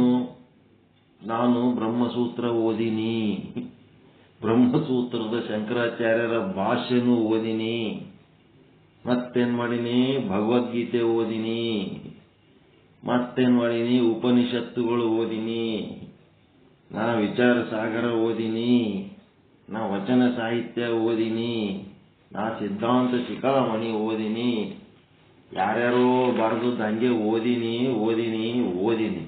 ಎಲ್ಲ ಓದಿ ಸಾಕಷ್ಟು ತಿಳ್ಕೊಂಡಿನಿ ಅಂತ ಈ ಅರೆಮರುಳ ಬ್ರಹ್ಮ ಸ್ವರೂಪರು ಅರಿತವರ ಎನಿಸಿಕೊಳ್ಳಬೇಕೆಂಬ ಭ್ರಮೆಯಿಂದ ಸುಮ್ಮನೆ ಕುಳಿತವರನ್ನ ತಡವಿ ಯಾರ ಬಸ್ನಾಗ, ರೈಲ್ವೆದಾಗ, ಎಲ್ಲರ ದಾರ್ಯಾಗ ಯಾರ ಸಿಕ್ರಂತಂದ್ರ ಇವ್ರು ಏನ್ ಮಾಡ್ತಾರ, ತಮ್ಮೊಳಗಿನ ಪಾಂಡಿತ್ಯವನ್ನ ಅವ್ರ ಮುಂದೆ ಬಿಚ್ತಾರೆ. ಯಾಕಂದ್ರೆ ಓದ್ಕೊಂಡದ್ದು ಒಳಗೆ ಸುಮ್ಮಿರ್ಲಕ್ ಬಿಡ್ತದೆ ಅನ್ನೋದು. ಅದೇನ್ ಮಾಡ್ತದ, ಅವ್ರಿಗೆ ಏನಾರ ಕ್ವಶನ್ ಕೇಳೋದು, ಏನಾರ ಆನ್ಸರ್ ಮಾಡೋದು. ತಮಗ ನೋಡಿದ್ರೆ ಏನೇನು ಗಂಧ ಗೊತ್ತಿಲ್ಲ, ಬ್ರಹ್ಮ ಸ್ವರೂಪದ ಬಗ್ಗೆ ಏನೇನು ಸಾಧನೆ ಮಾಡಿಲ್ಲ, ಶಿವೋಹಂ ಭಾವದ ಒಂದು ಪ್ರಾಪ್ತಿ ಮಾಡೋದಕ್ಕೂ ಏನು ಪ್ರಯತ್ನ ಮಾಡಿಲ್ಲ, ದೇಹನೇ ನಾನು ಎನ್ನುವ ಈ ಅಜ್ಞಾನವನ್ನ ತ್ಯಾಗ ಮಾಡೋದಕ್ಕೂ ಏನು ಪ್ರಯತ್ನ ಮಾಡಿಲ್ಲ. ಬರೀ ಶಾಸ್ತ್ರ ಓದುವುದು ವಾದಿಪ್ಪದು, ಓದುವುದು ವಾದಿಪ್ಪದು, ಓದುವುದು ವಾದಿಪ್ಪದು, ಇದೇ ಅವ್ರ ಕೆಲಸ. ಇವ್ರೇನಂತ, ಇದು ಕಿರಿಯ ಮಾಯೆ, ಇದು ಶಾಸ್ತ್ರವಾಸನೆ ಅಂತಾರೆ. ಇದಕ್ಕೆ ಶಾಸ್ತ್ರವಾಸನೆ. ಎಷ್ಟು ಶಾಸ್ತ್ರಗಳು ಓದಿ ಓದಿ ಓದಿ ಓದಿ ಓದಿ ಅದ್ರೊಳಗಿನ ವಿಚಾರ ತಿಳ್ಕೊಂಡು ಇದು ನನ್ನ ಪರಿವರ್ತನೆ, ನನ್ನೊಳಗ ವ್ಯತ್ಯಾಸ ಮಾಡ್ಕೊಳ್ಳಕ್ಕ, ನನಗೆ ಮೋಕ್ಷ ಮಾಡ್ಕೊಳ್ಳಕ್ಕ ಹೇಳಿದ್ದು ಅಂತ ತಲೆಗೆ ಬರಂಗೇ ಇಲ್ಲ. ಬಹಳ ಚಲೋ ಹೇಳ್ಯಾರ ಬಸವಣ್ಣವ್ರು, ಬಹಳ ಚಲೋ ಹೇಳ್ಯಾರ, ಅಕ್ಕ ಮಹದೇವಿ ಬಹಳ ಚಲೋ ಹೇಳ್ಯಾರ, ರೇಣುಕಾಚಾರ್ಯರು ಬಹಳ ಚಲೋ ಹೇಳ್ಯಾರ, ಶಂಕರಾಚಾರ್ಯರು ಬಹಳ ಚಲೋ ಹೇಳ್ಯಾರ, ಅವ್ರು ಚಲೋ ಹೇಳ್ಯಾರ, ಇವ್ರು ಚಲೋ ಹೇಳ್ಯಾರ, ಅವರೆಲ್ಲ ಚಲೋನೇ ಹೇಳ್ಯಾರ. ನೀನೇನ್ ಮಾಡ್ಲಕತ್ತಿದೆ ಚಲೋ ತಗೊಂಡು ಅವ್ರಿಗೆ ವರ್ಣನೆ ಮಾಡ್ಕೋತ, ಅವ್ರಿಗೆ ಜೈಕಾರ ಹೊಡ್ಕೋತ, ಅವರಿಗೆ ಪ್ರಸಿದ್ಧ ಮಾಡ್ಲಕ್ ಹೋಗಿ ತಾನು ಕಳ್ಕೊತಾನಲ್ಲ, ಇವ ಕಿರಿಯ ಮಾಯೆ. ಬಸವಣ್ಣನ ಫೇಮಸ್ ಮಾಡ್ಲಕ್ ಹೋಗಿ ತಮ್ಮನ್ನೇ ಕಳ್ಕೊಂಡಾರ ಎಲ್ಲ ಮಂದಿ. ಬಸವಣ್ಣ ಫೇಮಸ್ ಇದ್ದ ನೀವೇ ಫೇಮಸ್ ಮಾಡ್ತೀರಿ. ಯಾರು ಎಲ್ಲಿ ಫೇಮಸ್ ಆಗ್ಬೇಕಾಗ್ಯದ ಗೊತ್ತರ? ಬಸವಣ್ಣನ ಅಮೆರಿಕದಾಗ ಮೂರ್ತಿ ಇಟ್ಟಾರ ಖರೆ, ನಿನ್ನ ಅಂತಃಕರಣದಾಗ ಏನ್ ಇಟ್ಕೊಂಡಿದಿ? ಬಸವಣ್ಣನ ಮೂರ್ತಿ ಅಮೆರಿಕದಾಗ ಪಾರ್ಲಿಮೆಂಟಿನ ಮುಂದ ಬಸವಣ್ಣನ ಮೂರ್ತಿ ಇಟ್ಟಾರ. ಅದು ಸಾಧನೆ ಅಲ್ಲ. ನಿನ್ನ ಅಂತಃಕರಣದೊಳಗೆ ಬಸವಣ್ಣನ ಮೂರ್ತಿ ಯಾದ? ಪ್ರಸಿದ್ಧ ಅಂದ್ರೆ ಏನು? ಹೊರ ಜಗತ್ತಿನಲ್ಲಿ ಪ್ರಸಿದ್ಧ ಮಾಡ್ಲಕ್ ಹೋಗ್ಲಕತ್ತಾರ, ಒಳಗೆ ಮಾಡ್ಕೊಳ್ತಾ ಇಲ್ಲ. ಹಿಂಗಾಗಿ ಕೆಲಸ ಫೇಲ್ ಆಗ್ತದದು, ಸಕ್ಸಸ್ ಆಗಲ್ಲ. ನಮ್ಮ ಶರೀರದೊಳಗಿರುವಂತ ಸ್ಥೂಲ ಶರೀರ, ಸೂಕ್ಷ್ಮ ಶರೀರ, ಕಾರಣ ಶರೀರ, ಒಂದೊಂದು ಜೀವಕೋಶಗಳು, ಒಂದೊಂದು ಸಪ್ತಧಾತುಗಳು, ಒಂದೊಂದು ಇಂದ್ರಿಯಗಳು, ಒಂದೊಂದು ಕರಣಗಳು ಏನೇನದವಲ್ಲ ಅವು ಎಲ್ಲದರೊಳಗೂ ಬಸವ ತುಂಬಬೇಕು. ಅದಕ್ಕೆ ಪ್ರಸಿದ್ಧ ಅಂತಾರ. ಅಂಗಾಲಿಡ್ದು ಹಳ್ಳೆತ್ತಿ ತನಕ ಬಸವ ತುಂಬಬೇಕು. ನಮ್ಮೊಳಗ ಖಾಲಿ ಡಬ್ಬ ಇಟ್ಕೊಂಡು ಅಮೆರಿಕದಾಗ ಹೋಗಿ ಅವನ ಮೂರ್ತಿ ಇಟ್ರ ಏನ್ ಉಪಯೋಗ ಆಯ್ತು? ನಿನಗೇನ್ ಸಿಕ್ತ ಅಲ್ಲಿ ಅಮೆರಿಕದಾಗ ಮೂರ್ತಿ ಇಟ್ರ? ನಿನಗೆ ಆನಂದ ಆಯ್ತೇನು? ನಿನ್ನೊಳಗ ಆನಂದ ತುಂಬುತ್ತೇನು? ಅಮೆರಿಕದಾಗ ಮೂರ್ತಿ ಇಟ್ಟದ್ದು ಒಳ್ಳೇದೇ, ಅದೇನು ಕೆಟ್ಟದ್ದಲ್ಲ. ಅವರು ಯಾರು ಅದನ್ನು ನೋಡಿ ಆನಂದ ತುಂಬಿಕೊಂಡಾರ, ಅವ್ರಿಗೆ ಅದರ ಲಾಭ ಆಯ್ತು, ನಿನಗೇನಾಯ್ತು? ಅಲ್ಲಿ ಅಷ್ಟೆಲ್ಲ ಜನ ಗೌರವಿಸ್ಲಕತ್ತಾರ, ನಾನೇನು ಮಾಡ್ಕೊಂಡಿಲ್ಲಲ್ಲ ಅಂತೇಳಿ ಒಂದಿಟ್ಟು ಕೊರತೆ ಆಗ್ಬೇಕಾ ಬೇಡ? ಹೊರಗೆ ಫೇಮಸ್ ಮಾಡ್ಲಕ್ ಹೋಗಿ ನಮ್ಮೊಳಗಿನ ಪ್ರಸಿದ್ಧ ಅಂತಂದ್ರ ನಮ್ಮೊಳಗಿನ ಒಂದೊಂದು ಕೂದಲದೊಳಗ ಆ ಬಸವನ ನಾಮ ತುಂಬಿ ತುಳುಕಬೇಕು. ಅಂಗಾಲ ಹೆಬ್ಬೆರಳ ತುದಿಯಿಂದ ಅಳುನೆತ್ತಿಯಲ್ಲಿರುವಂತ ಕೂದಲಿನ ತುದಿ ತನಕ ಬಸವಮಯ ಆಯ್ತು ಅಂದ್ರೆ ಅವಾಗ ಅದು ಪ್ರಸಿದ್ಧ. ಅದು ಆಗ್ಲಾರ್ದೆ ಜಗತ್ತಿನ ತುಂಬಾ ಸರ್ಕಲ್ಗಳಲ್ಲಿ ಬಸವಣ್ಣನ ಮೂರ್ತಿ ಇಟ್ಟು ಎಲ್ಲಾ ಪಾರ್ಲಿಮೆಂಟ್ಗಳು ಮುಂದಿಟ್ಟು ನೀನು ಖಾಲಿ ಡಬ್ಬ ಇದ್ದಿ ಅಂತ ಅದು ಪ್ರಸಿದ್ಧ ಅಲ್ಲ.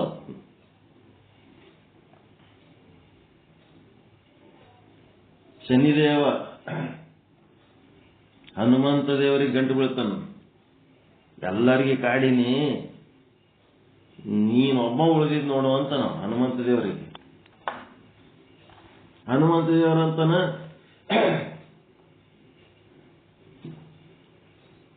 ನನ್ನೊಬ್ಬನರ ಯಾಕೆ ಬಿಡ್ತಿದ್ದಿ ಕಾಡು, ಅದಕ್ಕೆ ಯಾಕ ನಿನಗೆ ಚಿಂತೆ ಅಂತ. ಆಯ್ತು, ಆದ್ರೆ ಒಂದು ಕಿವಿ ಮಾತು ನಿನ್ನ ಸೇಫ್ಟಿ ಸಲುವಾಗಿ ಹೇಳ್ತೀನಿ. ಏನಪ್ಪ ಅಂದ್ರ, ಯಾವಾಗ ನಾನು ರಾಮ ನಾಮ ಸ್ಮರಣೆಯಲ್ಲಿ ಇರ್ತೀನಿ, ಆವಾಗ ನೀನು ನನ್ನ ಸಮೀಪ ಬಂದ್ರಿ ಅಂತಂದ್ರೆ ಸುಟ್ಟು ಬೂದಿ ಹಾತಿದೋ ಶನಿ ಅಂತ ಹೇಳ್ತಾನೋ.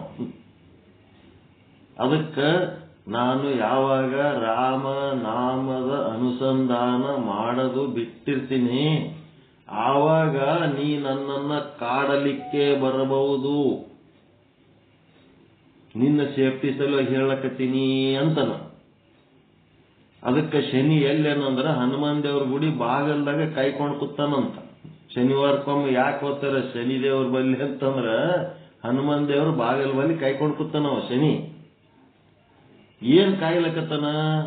ಹನುಮಂತ ದೇವರು ಯಾವಾಗ ರಾಮ ನಾಮದ ಅನುಸಂಧಾನ ಬಿಡ್ತಾನ ಆ ಕ್ಷಣ ಅವನಿಗೆ ಅಟ್ಯಾಕ್ ಮಾಡ್ಕೋತ ಕಾಯ್ಕೊಂಡು ಕೂತಾನ. ಆ ಕ್ಷಣವೇ ಹನುಮಂತ ದೇವರಿಗೆ ಅಟ್ಯಾಕ್ ಮಾಡ್ಬೇಕಂತ ಅವ್ನು ಕಾಯ್ಕೊಂಡು ಕೂತಾನ. ಆ ಹನುಮಂತ ದೇವರ ರೋಮಗಳಲ್ಲಿ ರಾಮ ನಾಮ ಸ್ಮರಣೆ ನಿರಂತರವಾಗಿ ಪ್ರಕಟವಾಗ್ಲಿಕ್ಕತ್ತು. ಹೀಗಾಗಿ ಅವ ಶನಿ ಏನಾಗ್ಯಾನ, ಜಾಬ್ಲೆಸ್ ಆಗ್ಯಾನ, ನಿರುದ್ಯೋಗಿ ಆಗ್ಯಾನ, ಉದ್ಯೋಗ ಇಲ್ಲ ಅವ ಏನು ಹನುಮಂತ ದೇವರ ಮುಂದೆ ಜಾಬ್ಲೆಸ್ ಆಗಿ ಕೂತಾನ. ಏನು ಮಾಡಕ್ ಅವನಿಗೆ ಕೆಲಸನೇ ಇಲ್ಲ ಶನಿ ದೇವರಿಗೆ. ಅದಕ್ಕಂತರ ಪ್ರಸಿದ್ಧಿ ಅಂತ. ರಾಮನ ಗುಡಿಗಳಕ್ಕಿಂತ ಹನುಮಂತ ದೇವರ ಗುಡಿಗಳು ಜಾಸ್ತಿ ಅವ. ಎಲ್ಲಿ ರಾಮನ ಗುಡಿ ಊರಿಗೆ ಒಂದಿರ್ತಾವ. ನಮ್ಮ ರಾಯಚೂರಾಗ ಏನು 1, 2, 3 ರಾಮನ ಗುಡಿಗಳು ಅದಾವ. ಯರ್ಮರಸ್ ಕ್ಯಾಂಪ್ನಾಗ ಒಂದದ, ಸ್ಟೇಷನ್ ಏರಿಯಾದಾಗ ಒಂದದ, ನಮ್ಮ ಮನೆ ಹತ್ರ ಒಂದದ, ಇರ್ಬೋದು ಅಲ್ಲೊಂದು ಇಲ್ಲೊಂದು 4-5 ಇರ್ಬೋದು. ಆಗ ಹನುಮಂತ ದೇವರ ಗುಡಿ 100,000 ಗಟ್ಲೆ ಅದಾವ, ಹೆಜ್ಜೆಗೆ ಅದಾವ.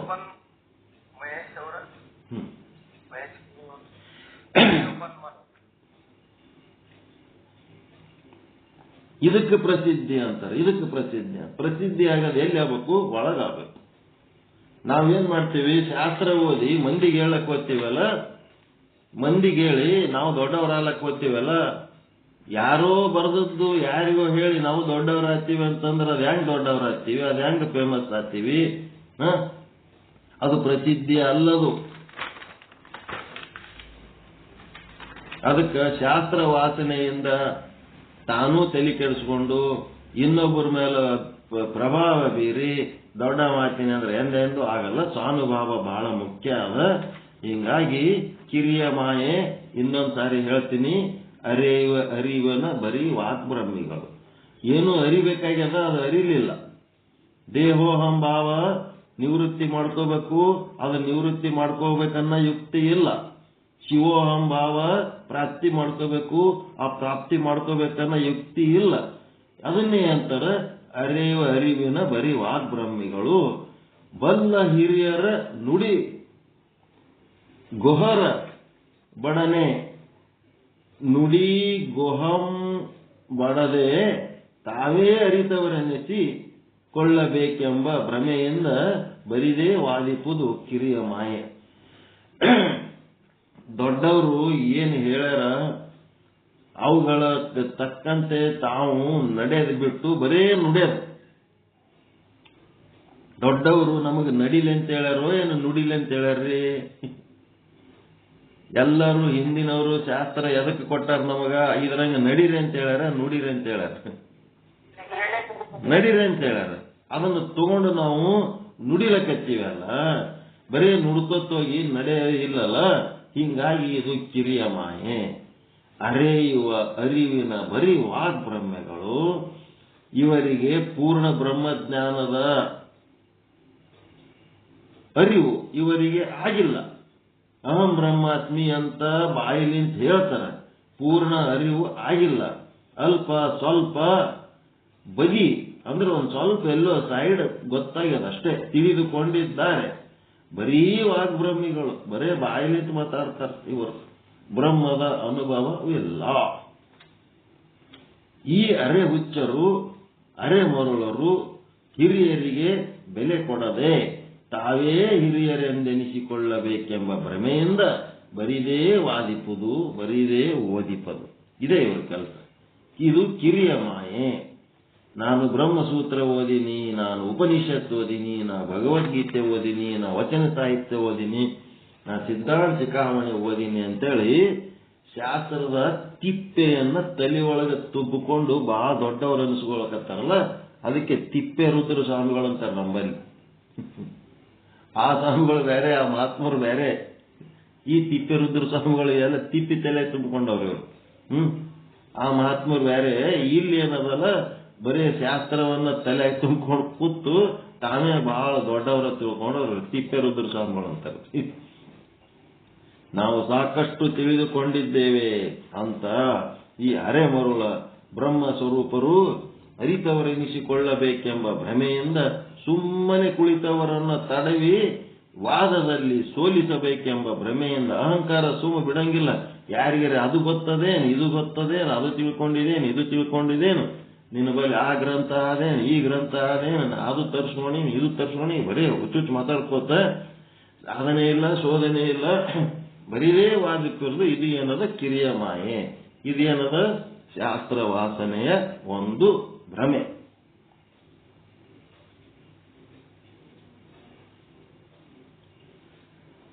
ಶಾಸ್ತ್ರ ಇರೋದು ನಾವು ನುಡಿಯೋದಕ್ಕಲ್ಲ, ಅದನ್ನ ತಮ್ಮ ನುಡಿಗಾಗಿ ಬಳಸಿಕೊಂಡರಲ್ಲ, ಅದಕ್ಕೆ ಏನಾಯ್ತು, ಕಿರಿಯ ಭ್ರಮೆ ಅನ್ನೋದು ತಿಳಿತದೆ. ಇನ್ನು ಬರಿಯ ಭ್ರಮೆ ಅನ್ನೋದು ನಾಳೆ ತಿಳ್ಕೊಳ್ಳೋಣ. ಓಕೆನಾ? ಅದು ಆಯ್ತು ಅಂದ್ರೆ ಬರಿಯ ಭ್ರಮೆ ನಾಳೆ ತಿಳ್ಕೊಂಡ್ರಿ ಅಂತಂದ್ರೆ ಮಾಯೆಯ ಅಧ್ಯಯನ ಆಲ್ಮೋಸ್ಟ್ ಮುಗಿತಂತ ತಿಳ್ಕೋಬೇಕು. ಮುಂದೆ ಮಾಯಾ ವಿಶಿಷ್ಟ ಈಶ್ವರನ ವಿಚಾರ ಮುಂದಕ್ಕೆ ಬರ್ತದೆ. ನಾಳೆ ಕಿರಿಯ ಭ್ರಮೆ ಅಂತ ತಿಳ್ಕೊಳ್ಳೋಣ. ಯಾಕಂದ್ರೆ ಮತ್ತೆ ಅದು ಹೇಳಕ್ ಹೋದೇವಂತಂದ್ರೆ 9 ಆಯ್ತು, ಟೈಮ್ ಭಾಳ. ಅದಕ್ಕೆ ಶಾಸ್ತ್ರಗಳಿರುವುದು ನಾವು ಓದಿ ಅದರಂಗೆ ನಡ್ಕೊಳಕ್, ಅದನ್ನು ನುಡಿದು ಇನ್ನೊಬ್ಬರಿಗೆ ಹೇಳೋದಕ್ಕಲ್ಲ. ಬರೀ ನುಡಿಗಾಗಿ ಶಾಸ್ತ್ರವನ್ನು ಬಳಸಿಕೊಳ್ಳೋದು ಕಿರಿಯ ಭ್ರಮೆ, ನಡೆಗಾಗಿ ಶಾಸ್ತ್ರವನ್ನು ಬಳಸಿಕೊಳ್ಳಬೇಕು. ಯಾವಾಗ ನಾವು ಅದನ್ನು ಅನುಭವಿಸ್ಲಿಕ್ಕೆ ಪ್ರಯತ್ನ ಮಾಡ್ತೀವಿ, ಏನು ಅನುಭವಿಸ್ಬೇಕಂತಂದ್ರೆ ಈ ದೇಹನೇ ನಾನು, ಈ ಸಂಸಾರ ನನ್ನದು, ಈ ಗಂಡ ಹೆಂಡತಿ ಮಕ್ಕಳು ಇವೆಲ್ಲ ನನ್ನ ಅಧಿಕಾರ, ಹಿಂಗೆಲ್ಲ ನಾವೇನ್ ತಿಳ್ಕೊಂಡಿವಿ, ನಾನು ನನ್ನದಂತೇನಲ್ಲ, ಇದನ್ನ ತ್ಯಾಗ ಮಾಡೋದು.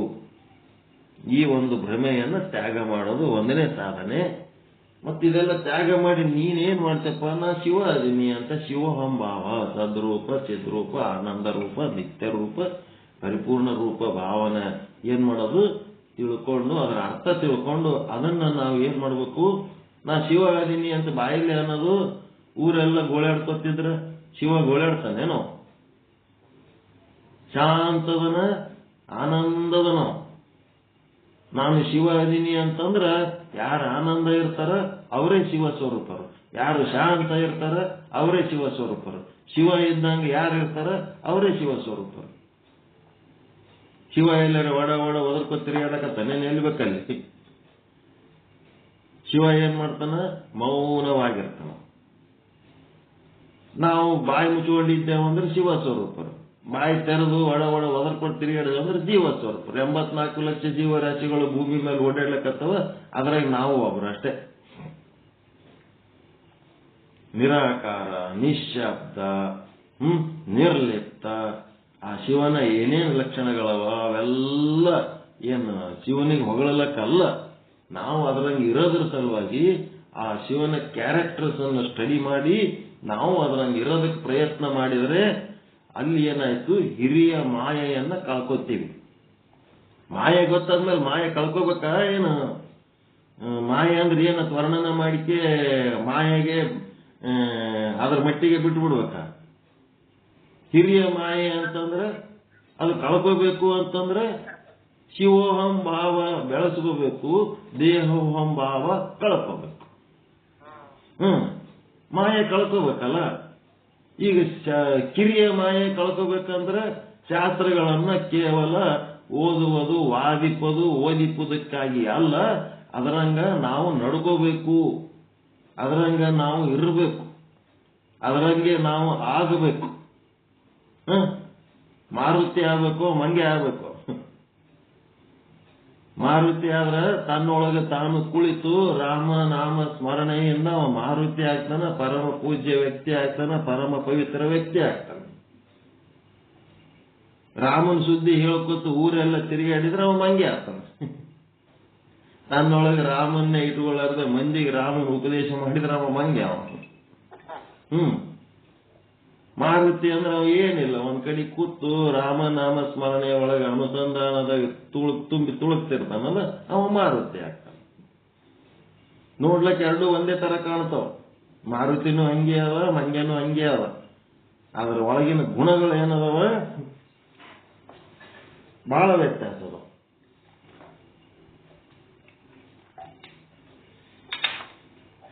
ಕಿರಿಯ ಮಾಯೆ ಕಳ್ಕೊಳ್ಳೋದು ಗೊತ್ತಾಯ್ತರ? ಶಾಸ್ತ್ರಗಳನ್ನ ಅಧ್ಯಯನ ಮಾಡಿ ಅವದರಂಗೆ ನಾವು ಇರುವುದಕ್ಕ, ಅದರೊಳಗಿರುವ ಸದ್ಗುಣಗಳನ್ನ ತಿಳ್ಕೊಂಡು, ಶಿವಗುಣಗಳನ್ನ ತಿಳ್ಕೊಂಡು, ಆ ಶಿವಗುಣಗಳನ್ನ ನಮ್ಮ ನಡೆ ನುಡಿಗಳಲ್ಲಿ ಅಳವಡಿಸ್ಕೊಂಡ್ರೆ ಕಿರಿಯ ಮಾಯೆ ಹೋಗ್ತದೆ.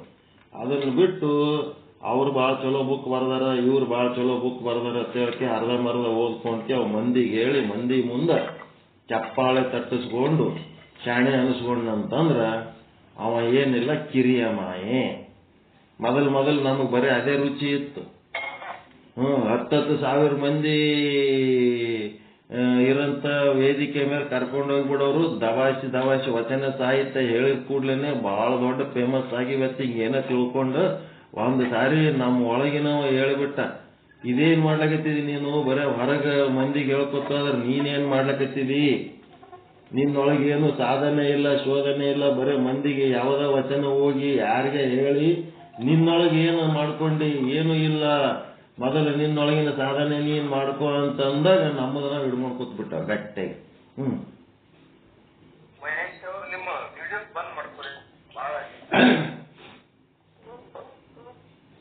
ನಮ್ಮದು ನಾವು ಹಿಡ್ಕೊಂಡು ಕೂತು ನಮ್ಮೊಳಗೆ ನಮ್ಮ ಜಾಗ, ನಮ್ಮ ಸ್ಥಾನ, ನಮ್ಮ ಮಾನ ನಮ್ಮದ್ರೊಳಗೆ ನಾವು ಮಾಡ್ಕೋತ ಕುಂದ್ರೋದು, ನಮ್ಮ ಅಡಿಗೆ ನಮ್ಮ ಸಲುವಾಗಿ ಮಾಡ್ಕೊಳ್ಳೋದು ಕಲಿಬೇಕು. ಮಂದಿ ಸಲುವಾಗಿ ಅಡಿಗೆ ಮಾಡೋದು ಕಲ್ತ್ರ ಉಪಯೋಗ ಇಲ್ಲ. ನಮ್ಮ ಸಲುವಾಗಿ ನಾವು ಅಡಿಗೆ ಮಾಡ್ಕೋಬೇಕು, ನಮ್ಮ ಸಲುವಾಗಿ ನಾವು ಊಟ ಮಾಡಬೇಕು. ನಾವು ಊಟ ಮಾಡಾಗ ಇನ್ನೊಬ್ರು ಯಾರು ಬಂದ್ರೆ ನೀನು ಬಾರಪ್ಪ ಅಂತ ಕರ್ಕೊಂಡು ಉಣ್ಬೇಕೆ ಹೊರತು ಮಂದಿಗೆ ಉಣಿಸಿ ತಾನು ಉಪವಾಸ ಇದ್ದು ಮಂದಿಗೆ ಉಣಿಸ್ಲಕ್ ಹೋಗ್ತೀನಿ ಅಂತಂದ್ರೆ ಆಗಂಗಿಲ್ಲ. ಅದು ಸಾಧನೆ ಸರಿಗ ಆಗಂಗಿಲ್ಲ. ಹಿಂಗದ ನೋಡ್ರಿ, ಸಾಧನೆ ಸರಿಗಾಗಬೇಕಾದ್ರೆ ತಾನು ಉಣಕ ಅಡಿಗೆ ಮಾಡ್ಕೋಬೇಕು. ಯಾರ ಬಂದ್ರ ಜೊತೆಗೂಡಿ ಕರ್ಕೊಂಡು ಅವ್ರಿಗೊಂದು ತುತ್ತು ಕೊಟ್ಟು ಉಣಿಸ್ಬೇಕೆ ಹೊರತು ತಾನು ಉಪವಾಸಿದ್ದು ಮಂದಿಗೆ ಊಟಕ್ಕೆ ಹಾಕ್ತೀನಿ ಅಂದ್ರೆ ಎಂದೆಂದೂ ಆಗಂಗಿಲ್ಲ. ತಾನು ಉಪವಾಸಿದ್ದು ಮಂದಿಗೆ ಊಟಕ್ಕೆ ಹಾಕಿದ್ರೆ ಕಿರಿಯ ಮಾಯ. ತಾನು ಉಣಬೇಕು, ಇನ್ನೊಬ್ಬರಿಗೆ ಊಟಕ್ಕೆ ಹಾಕ್ಬೇಕು. ಹಂಗಿದ್ರೆ ಕಿರಿಯ ಮಾಯೆಯನ್ನು ಕಳ್ಕೊಳ್ಳಂತ ಉಪಾಯ. ನಾನು ಬ್ರಹ್ಮ ಸ್ವರೂಪ ಅದೀನಿ ಅಂತೇಳಿ ಆ ಒಂದು ಭಾನ ಪ್ರಾಪ್ತಿ ಮಾಡಿಕೊಂಡು ದೇಹನೇ ನಾನದೀನಿ ಅನ್ನಂಥದ್ದು ಭ್ರಮೆಯನ್ನ ನಿವೃತ್ತಿ ಮಾಡಿಕೊಂಡ್ರೆ ಹಿರಿಯ ಮಾಯೆ ಕಳ್ಕೊತೀವಿ. ಹಿರಿಯ ಮಾಯೆ ಕಿರಿಯ ಮಾಯೆಗಳ ಬಗ್ಗೆ ತಿಳ್ಕೊಂಡಿರಿ. ಇನ್ನು ಬರಿಯ ಮಾಯೆ ಅನ್ನೋದು ನಾಳೆ ತಿಳ್ಕೊಳ್ಳೋಣ ಅಂತ ಹೇಳುವ ಮೂಲಕ ಪರಮಾನಂದ ಪ್ರಾಪ್ತಿ ಭವ, ಸರ್ವ ದುಃಖ ನಿವೃತ್ತಿ ಭವ, ಇಷ್ಟಾರ್ಥ ಸಿದ್ಧಿರಸ್ತು, ಯಶಸ್ವಿ ಭವ, ಯಶಸ್ವಿ ಭವ. ಜೈ ಶುದ್ಧ ಬ್ರಹ್ಮ, ಜೈ ಜೈ ಶುದ್ಧ ಬ್ರಹ್ಮ. ಓಂ ಶಾಂತಿ ಶಾಂತಿ ಶಾಂತಿ. ಶರಣು ಶರಣಾರ್ಥಿ, ಶರಣು ಶರಣಾರ್ಥಿ. ಒಂದು ಗ್ಯಾಸ್ ಸಿಲಿಂಡರ್ದು ಮಜಾ ಹೇಳ್ತೀನಿ ನಿಮಗ. ನಮ್ಮದು ಎಲ್ಲ ಕಡೆ ಗ್ಯಾಸ್ ಖಾಲಿ ಆಗ್ತದ, ಗ್ಯಾಸ್ ಸಿಗಲ್ಲ, ಹಂಗ ಹಿಂಗ ಅಂತ. ನಮ್ಮ ಗ್ಯಾಸ್ ಒಂದು ಹೋಗಿ ಬುಕ್ ಮಾಡಿ ಬಂದೆವು. ಅವ್ರ ರೆಕಾರ್ಡ್ನೊಳಗ ಅವ್ರದ್ದು ಮೊದಲೊಂದು ಯಾವುದೋ ಫೋನ್ ನಂಬರ್ ಇತ್ತು, ಆ ನಂಬರ್ಗೆ OTP ಹೋಗಿ ಆ ಸಿಲಿಂಡರ್ ಎಲ್ಲಿಗೆ ಹೋಗಿ ಅದು ವಾಪಸ್ ಬಂದು ಅದು ಕ್ಯಾನ್ಸಲ್ ಆಗಿಬಿಡ್ತು. ಅದು ಆಗೋದಕ್ಕೆ ಒಂದು ತಿಂಗಳ ಮತ್ತೆ ಅದು ಕ್ಯಾನ್ಸಲ್ ಮಾಡ್ಲಿಕ್ಕೆ 2-3 ಕಂಪ್ಯೂಟರ್ ಆಪರೇಟರ್ಗಳು ಇದು 3 ದಿನ ಬೇಕು ಸರ್ ಕ್ಯಾನ್ಸಲ್ ಮಾಡಿದ ಮೇಲೆ ಬರೋದಕ್ಕೆ. ಅದು 3, 5, 6 ಸಾರಿ ತಿರುಗಿದೆ. ಕಲಸದ್ರೆ ಏನು ಮಾಡ್ಬೇಕು? ಗ್ಯಾಸ್ ಕಲಸದ್ರೆ ಏನು ಮಾಡ್ಬೇಕು? ಅದು ಒಂದು ಖಾಲಿ ಸಿಲಿಂಡರ್ ಹೊರಗಿಟ್ಬಿಟ್ರೆ ಅದು ಬಂದ ಮೇಲೆ ಚೇಂಜ್ ಮಾಡ್ಬೇಕಂತ ಒಳಗೊಂದು ಸಿಲಿಂಡರ್ ಅದು ಖಾಲಿ ಆಗಿಬಿಡ್ತು. ಖಾಲಿ ಆಗೋಣ ಹೊರಗಿದ್ದ ಸಿಲಿಂಡರ್ ಎತ್ತಿ ಹಿಂಗೆ ಹೊರಗಿಟ್ರೆ ಹಂಗೆ ಸ್ವಲ್ಪ ಒಳಗಿಡಂದ್ರೆ ಒಂದು ಚೂರು ವಜ್ಜಿ ಇದ್ದಂಗೆ ಇತ್ತದ ಸಿಲಿಂಡರ್, ಒಂದು ಸ್ವಲ್ಪ ವಜ್ಜಿ. ಯಾಕೆ ಇದು ಸಿಲಿಂಡರ್ ವಜ್ಜಿ ಅನಿಸ್ಲಕ್ಕತ್ತದ? ಖಾಲಿ ಆಗೇ ಇಲ್ಲ. ಅದು ಖಾಲಿ ಆಗಿದ್ದಕ್ಕೆ ಕಡಿಗಿಟ್ಟಿವಿ ನಾವು, ಖಾಲಿ ಆಗಿದ್ದಕ್ಕೆ ಕಡಿಗಿಟ್ಟಿವಿ ಅಂತ ಮನೆಗೆ ಅಂತಾರೆ. ಅದು ನೋಡಿದ್ರೆ ಖಾಲಿ ಸಿಲಿಂಡರ್ ಅಳ್ಳಾಡ್ತದ, ಸ್ವಲ್ಪ ವಜ್ಜೆ ಅನ್ಸದ ಅಷ್ಟೇ, ಸ್ವಲ್ಪ ವಜ್ಜೆ ಅನ್ಸ್ಲಕ್ಕತ್ತದ, ನನಗೆ ಅನ್ಸ್ಲಕ್ಕತ್ತದ ಅಷ್ಟೇ ಅನಿಸಿ. ಇದೇನು ಸಿಲಿಂಡರ್ದ ಗದ್ದಲ ಚಾಲು ಆಗ್ಯದಲ್ರಿ, ಗದ್ದಲ ಚಾಲು ಆದಾಗಿನಿಂದ ಆ ಸಿಲಿಂಡರ್ ಖಾಲಿ ಆಗೋಣ. ಇದು ಖಾಲಿಯಾದ ಸಿಲಿಂಡರ್ ಕೊಡ್ಬೇಕತ್ತೇನು ಇಟ್ಟಾರಲ್ಲ, ಇದು ಯಾಕೋ ಹತ್ತಲಕ್ಕತ್ತ. ಈ ಗ್ಯಾಸ್ ಆದ ಅಂತೇಳಿ ಅದು ಕಚ್ಚಿವಲ್ಲ, ಒಂದು ತಿಂಗಳಾಯ್ತದ ಉರಿಲಕ್ಕತ್ತದ ಗ್ಯಾಸ್.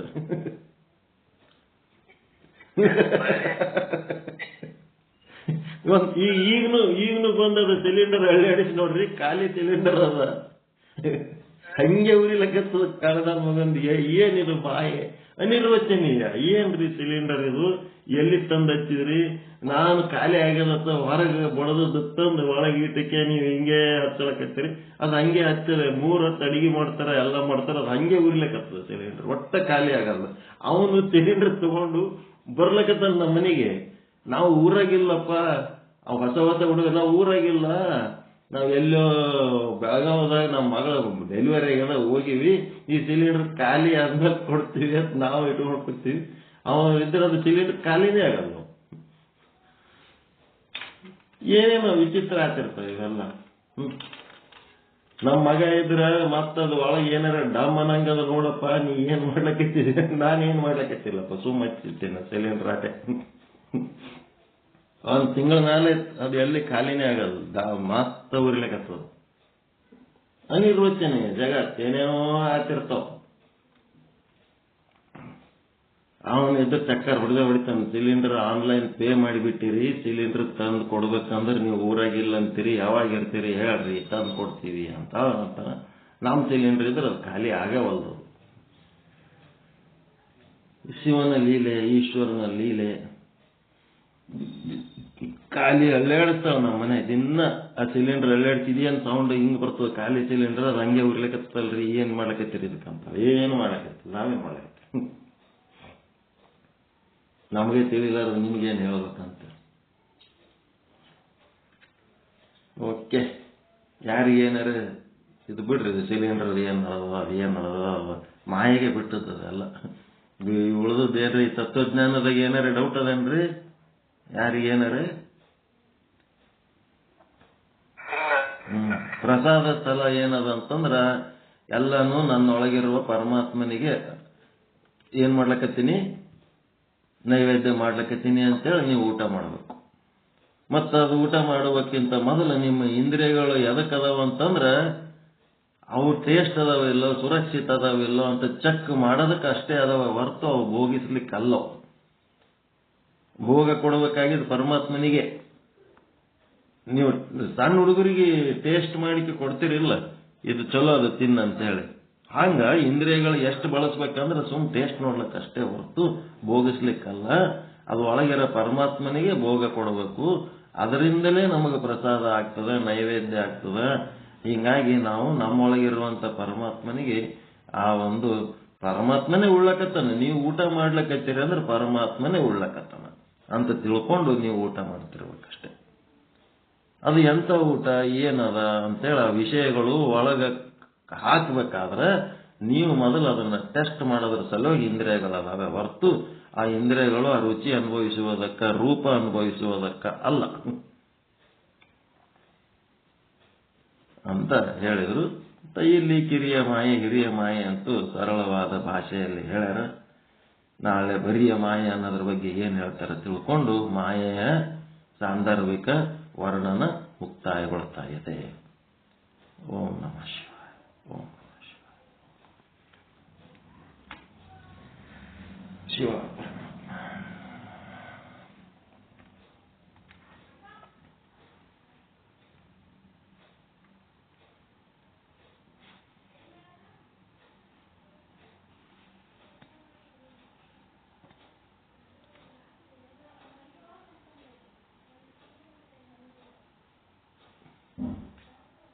ಏನ್ ಗಪ್ಪಾದ್ರಲ್ಲ ಮುಂದೇನ್ ಮಾಡ್ಬೇಕು?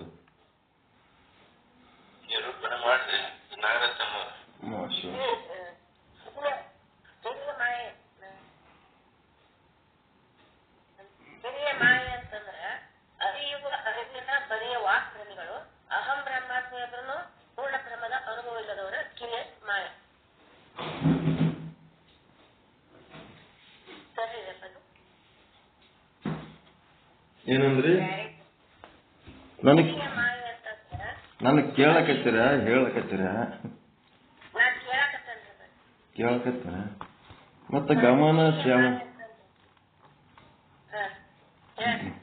ಗಮನ ಸೆಳಿಲಾರ್ದೆ ಸುಮ್ನೆ ಒಮ್ಮಿಗೆ ಹೇಳಿಕೆ ನಮ್ ಗಮನ ನಿಮ್ ಕಡೆ ಬರ್ಬೇಕಾದ್ರ ಮೊದಲು ಒಂದ್ ಸ್ವಲ್ಪ ಗಮನ ಸೆಳೆಯುವ ವಾಕ್ಯ ಹೇಳಿ ಆಮೇಲೆ ಮಾತಾಡೋದು.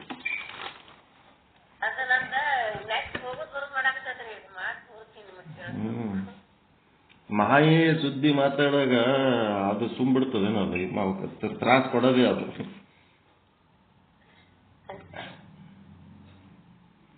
ಅರಿಯುವ ಅರಿವಿನ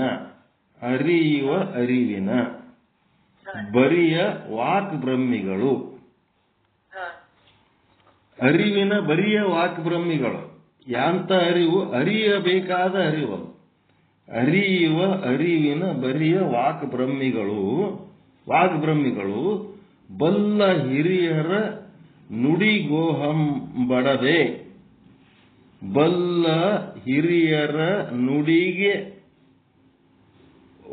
ನುಡಿಗೋಹಂಬಡದೆ ಅಂತಂದ್ರೆ ಅದರಂಗ ತಾವು ನಡ್ಕೊಳ್ಳಾರ್ದೆ ತಾವೇ ಅರಿತವರೆನಿಸಿ ಕೊಳ್ಳಬೇಕೆಂಬ ಭ್ರಮೆಯಿಂದ ಬರಿದೆ ವಾದಿಪುದು ಓದಿಪುದು ಇದು ಕಿರಿಯ ಮಾಯೆ. ನುಡಿ ಗೋಹಂಬಡದು ಅಂತಂದ್ರೇನು? ಅವರು ಹ್ಯಾಂಗ್ ಹೇಳ್ಯಾರ ಆ ಶಾಸ್ತ್ರದ ಪ್ರಕಾರ ತಾನು ನಡಿಗೊಳ್ಳಾರ್ದೆ. ನುಡಿ ಗೋಹಂಬಡುವುದು, ಅಹಂ ಅಂದ್ರೆ ತಾನು. ಬಲ್ಲ ಹಿರಿಯರ ನುಡಿ ಗುಹಂಬಡದೆ ಅಂದ್ರೆ ಅದರಂಗ ತಾನು ನಡ್ಕೊಳ್ಳಾರ್ದೆ ಏನಾಗ್ಯನ ತಾನೇ ಅರಿತವರೆನಿಸಿ. ಯಾರ್ದೋ ಈಗ ಸರ್ಪಭೂಷಣ ಶಿವಯೋಗಿಗಳ ಪದವನ್ನ ಭಾರಿ ವರ್ಣನ ಮಾಡಿ ತಾನೇ ಹೇಳಕತ್ತನೇನು ಅನ್ನಂಗ್ ವರ್ಣನ ಮಾಡೋದು ಕಲ್ತು ಬಿಟ್ಟಾನ ವಾಕ್ ಬ್ರಹ್ಮಿಗಳು ಅಂತಾರವ್ರಿಗೆ. ಈಗ ನೀವೇನಂತೀರಿ? ಸರ್ಪಭೂಷಣ ಶಿವಯೋಗಿಗಳದ್ದು ಒಂದು ಪದ್ಯ ತಗೊಂಡು ನಾನೇನ್ ಮಾಡ್ತೀನಿ, ಬಹಳ ಚಂದ ವರ್ಣನ ಮಾಡ್ತೀನಿ, ನೀವು ಲಾಸ್ಟಿಗೆ ನಿರೂಪಣೆ ಮಾಡೋರು ಏನ್ ಮಾಡ್ಬಿಡ್ತೀರಿ?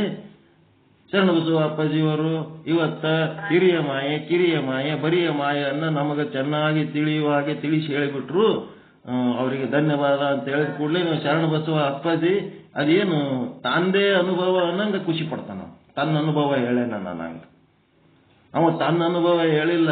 ಅಲ್ಲಿ ಯಾರ ಅನುಭವ ಹೇಳನ? ಸರ್ಪಭೂಷಣ ಶಿವಯೋಗಿಗಳ ಅನುಭವ. ಅವ ಏನ್ ಮಾಡ್ಬೇಕು? ಇದು ಸರ್ಪಭೂಷಣ ಶಿವಯೋಗಿಗಳಿಗೆ ಸಮರ್ಪಣ ಅಂತ ಹೇಳ್ಬೇಕು. ಅದು ಬಿಟ್ಟು ಅವ ಏನ್ ಮಾಡ್ತಾನ? ತಾನೇ ಸ್ವೀಕಾರ ಮಾಡ್ತಾನಲ್ಲ, ಆ ಒಂದು ಧನ್ಯವಾದ ತಾನೇ ಸ್ವೀಕಾರ ಮಾಡಿದ್ನಂದ್ರೆ ಅವ ಒಂದು ಹುಚ್ಚನಾಯ ಅಷ್ಟೇ, ಶರಣಬಸವ ಅಲ್ಲ. ಅದು ನಂದಲ್ರಿ, ಸರ್ಪಭೂಷಣ ಶಿವಯೋಗಿಗಳ ಅನುಭವ ಅಂತೇಳಿ ಅವ ಅದರಿಂದ ಕಡೆಗೆ ನಿಂದಿರ್ಬೇಕವ. ಅದು ಬಿಟ್ಟು ವಾಗ್ ಬ್ರಹ್ಮಿ ಹೌದೌದು ಭಾಳ ಚಲೋ ಹೇಳಿನಿ, ಎಲ್ಲ ಬರಿಯ ಮಾಯೆ ಕಿರಿಯ ಮಾಯೆ ಈ ಎಲ್ಲ ಮಾಯೆ ನಾನೇ ಹೇಳಿನಿ ಅಂತ ತಿಳ್ಕೊಂಡು ನಾವು ಖುಷಿ ಪಟ್ಟನಂದ್ರೆ ನಾವು ಹುಚ್ಚನಾಯ ಅಷ್ಟೇ. ಅದಕ್ಕೆ ಅರಿವಿನ ಬರಿಯ ವಾಕ್ ಬ್ರಹ್ಮಿಗಳು ಬಲ್ಲ ಹಿರಿಯರ ನುಡಿ ಗೋಹಂಬಡದೆ ತಾವೇ ಅರಿತವರೆನಿಸಿಕೊಳ್ಳಬೇಕೆಂಬ ಭ್ರಮೆಯಿಂದ ಬರಿದೇ ವಾದಿಪುದು. ಅದು ಬ್ರಾಕೆಟ್ನಾಗ ವಾದಿಪದು ಓದಿಪದು, ಓದೋದು ವಾದ ಮಾಡೋದು, ಇದೇ ಅವ್ರ ಕೆಲಸ, ಇದೇ ಕಿರಿಯ ಮಾಯೆಯು. ಅರಿವಿನ ಬರೀ ವಾಗ್ಬ್ರಹ್ಮಿಗಳು ಇವರಿಗೆ ಪೂರ್ಣ ಬ್ರಹ್ಮದ ಅರಿವು ಇವರಿಗೆ ಆಗಿಲ್ಲ.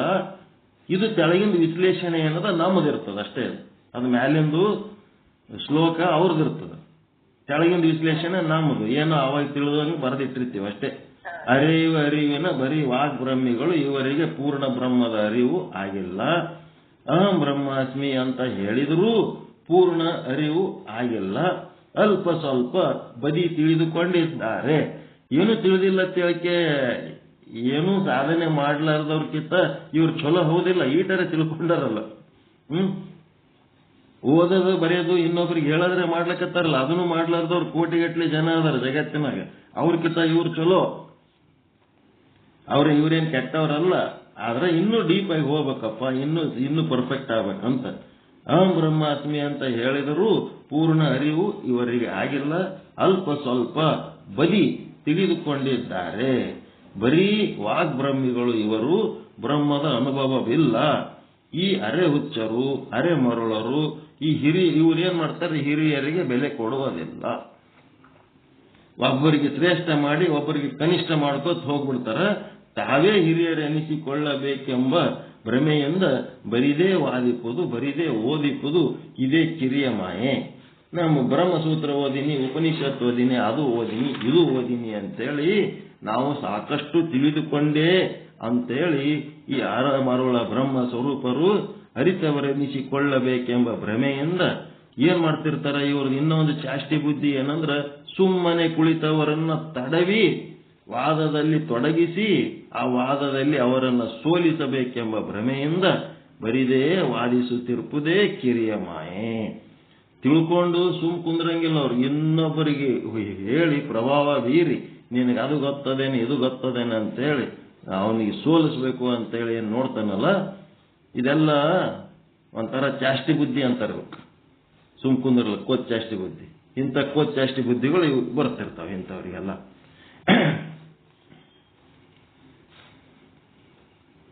ಓಕೆ, ತಿಳಿತ್ರೆ ಮತ್ತೇನ್ ಡೌಟ್?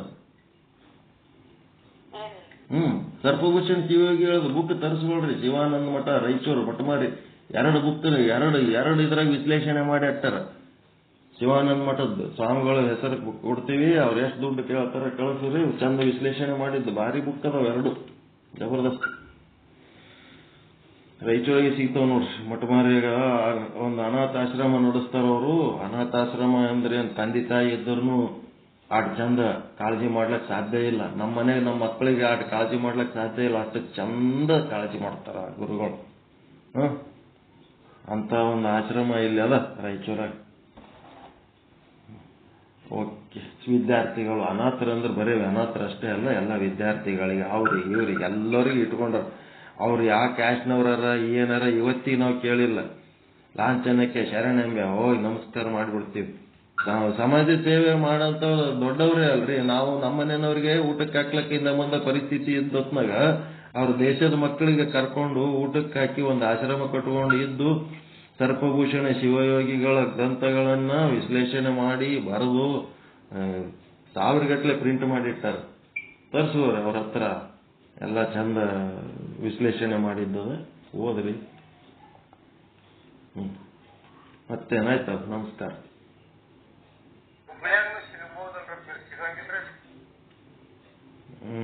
ನನಗೆ ಗೊತ್ತಿಲ್ರಿ. ನಮ್ಮ ಊರಾಗ ಏನ್ ಸಿಗ್ತದ, ನನ್ನ ಬಲ್ಲಿ ಏನದ ಅದು ಗೊತ್ತದ. ಹುಬ್ಳಿಂದ ಏನು ಗೊತ್ತಿಲ್ಲ ನಮಗೆ. ಹುಬ್ಳಿಂದ ಅದೊಂದು ವೇದಾಂತ ಪ್ರವಚನ ಒಂದು ಸಿಕ್ಕದ. ಅವರು ಹಂಚಿನಾಳು ಮಠ ಮಡಿವಾಳಯ್ಯ ಅಂತದಾರ. ಅವ್ರಿಗೆ ನಾವು ಮಹಾಲಿಂಗ ರಂಗರ ಅನುಭವಾಮೃತ ಅಲ್ಲೆಲ್ಲ ರಸಿಕರು ನೋಡ್ರಪ್ಪ ಅಂತ ಹೇಳಿದ್ದೆ. ಅವರು ಅದು ಖರೀದಿ ಮಾಡಿ ಕೊಟ್ಟಾರ. ಬಟ್ ಅದು ಮಹಾಲಿಂಗ ರಂಗರ ಅನುಭವಾಮೃತ ಇನ್ನೊಬ್ರು ಪ್ರವಚನ ಮಾಡಿದ್ದ. ಅದು ಒರಿಜಿನಲ್ ಬುಕ್ ನನಗೆ ಸಿಗಲಿಲ್ಲ, ಎಲ್ಲಿ ಸಿಗ್ತದೆ ಏನೋ. ಆದ್ರೆ ಒರಿಜಿನಲ್ ಬುಕ್ ಸಿಕ್ಕಿತ್ತಂದ್ರೆ ನನಗಿಷ್ಟು ಚಂದ ಅದು ತಿಳಿತಿತ್ತೋ ಇಲ್ಲೋ. ಇವರು ಮಹಾತ್ಮರು ಪ್ರವಚನ ಮಾಡಿ ವಿಶ್ಲೇಷಣೆ ಮಾಡಿದ್ದು ಸಾಯಂಕಾಲ 4 ಗಂಟೆಗೆ ಏನು ಮಾಡ್ತೀವಲ್ಲ, ಅದು ಈ ಮಹಾಲಿಂಗ ರಂಗರದು ಭಾಳ, ನನಗಂತೂ ಭಾಳ ಹಿಡಿಸದ. ಆ ಬುಕ್ ಭಾಳ ಚಲೋ ಅನ್ಸ. ಇನ್ನೂ ಒಂದು ತೊಗೊಂಡಿಟ್ಟಾರ ನಮ್ಮ ಸಲುವಾಗಿ. ಯಾವಾಗ ಬರ್ತಾರೆ ರಾಯಚೂರಿಗೆ ಬಂದಾಗ ತಂದು ಕೊಡ್ತಾರೆ. ಅವರೇ ಮಾಡಿ ಒಳ್ಳೆಯವ್ರು. ಉಳಿದು ಹುಬ್ಳ್ಯಾಗಿಂದ ಏನೂ ಗೊತ್ತಿಲ್ಲ, ಗದಗಿನಾಗಿಂದ ಏನೂ ಗೊತ್ತಿಲ್ಲ. ಇಲ್ಲಿ ರಾಯಚೂರಾಗ ಏನು ಸಿಗ್ತದ ಅಷ್ಟೇ ಗೊತ್ತದ. ನಮಗೀಗ ಏನೂ ಬೇಕೂ ಆಗಿಲ್ಲ, ಯಾವ ಬುಕ್ಕು ಬೇಕಾಗಿಲ್ಲ. ವಿಚಾರ ಸಾಗರನು ಇನ್ನೊಂದು ಸ್ವಲ್ಪ ದಿವಸ ಆಯ್ತಂದ್ರೆ ಅದನ್ನು ಬೇಕಾಗಿಲ್ಲ, ಯಾವುದೂ ಬೇಕಾಗಿಲ್ಲ.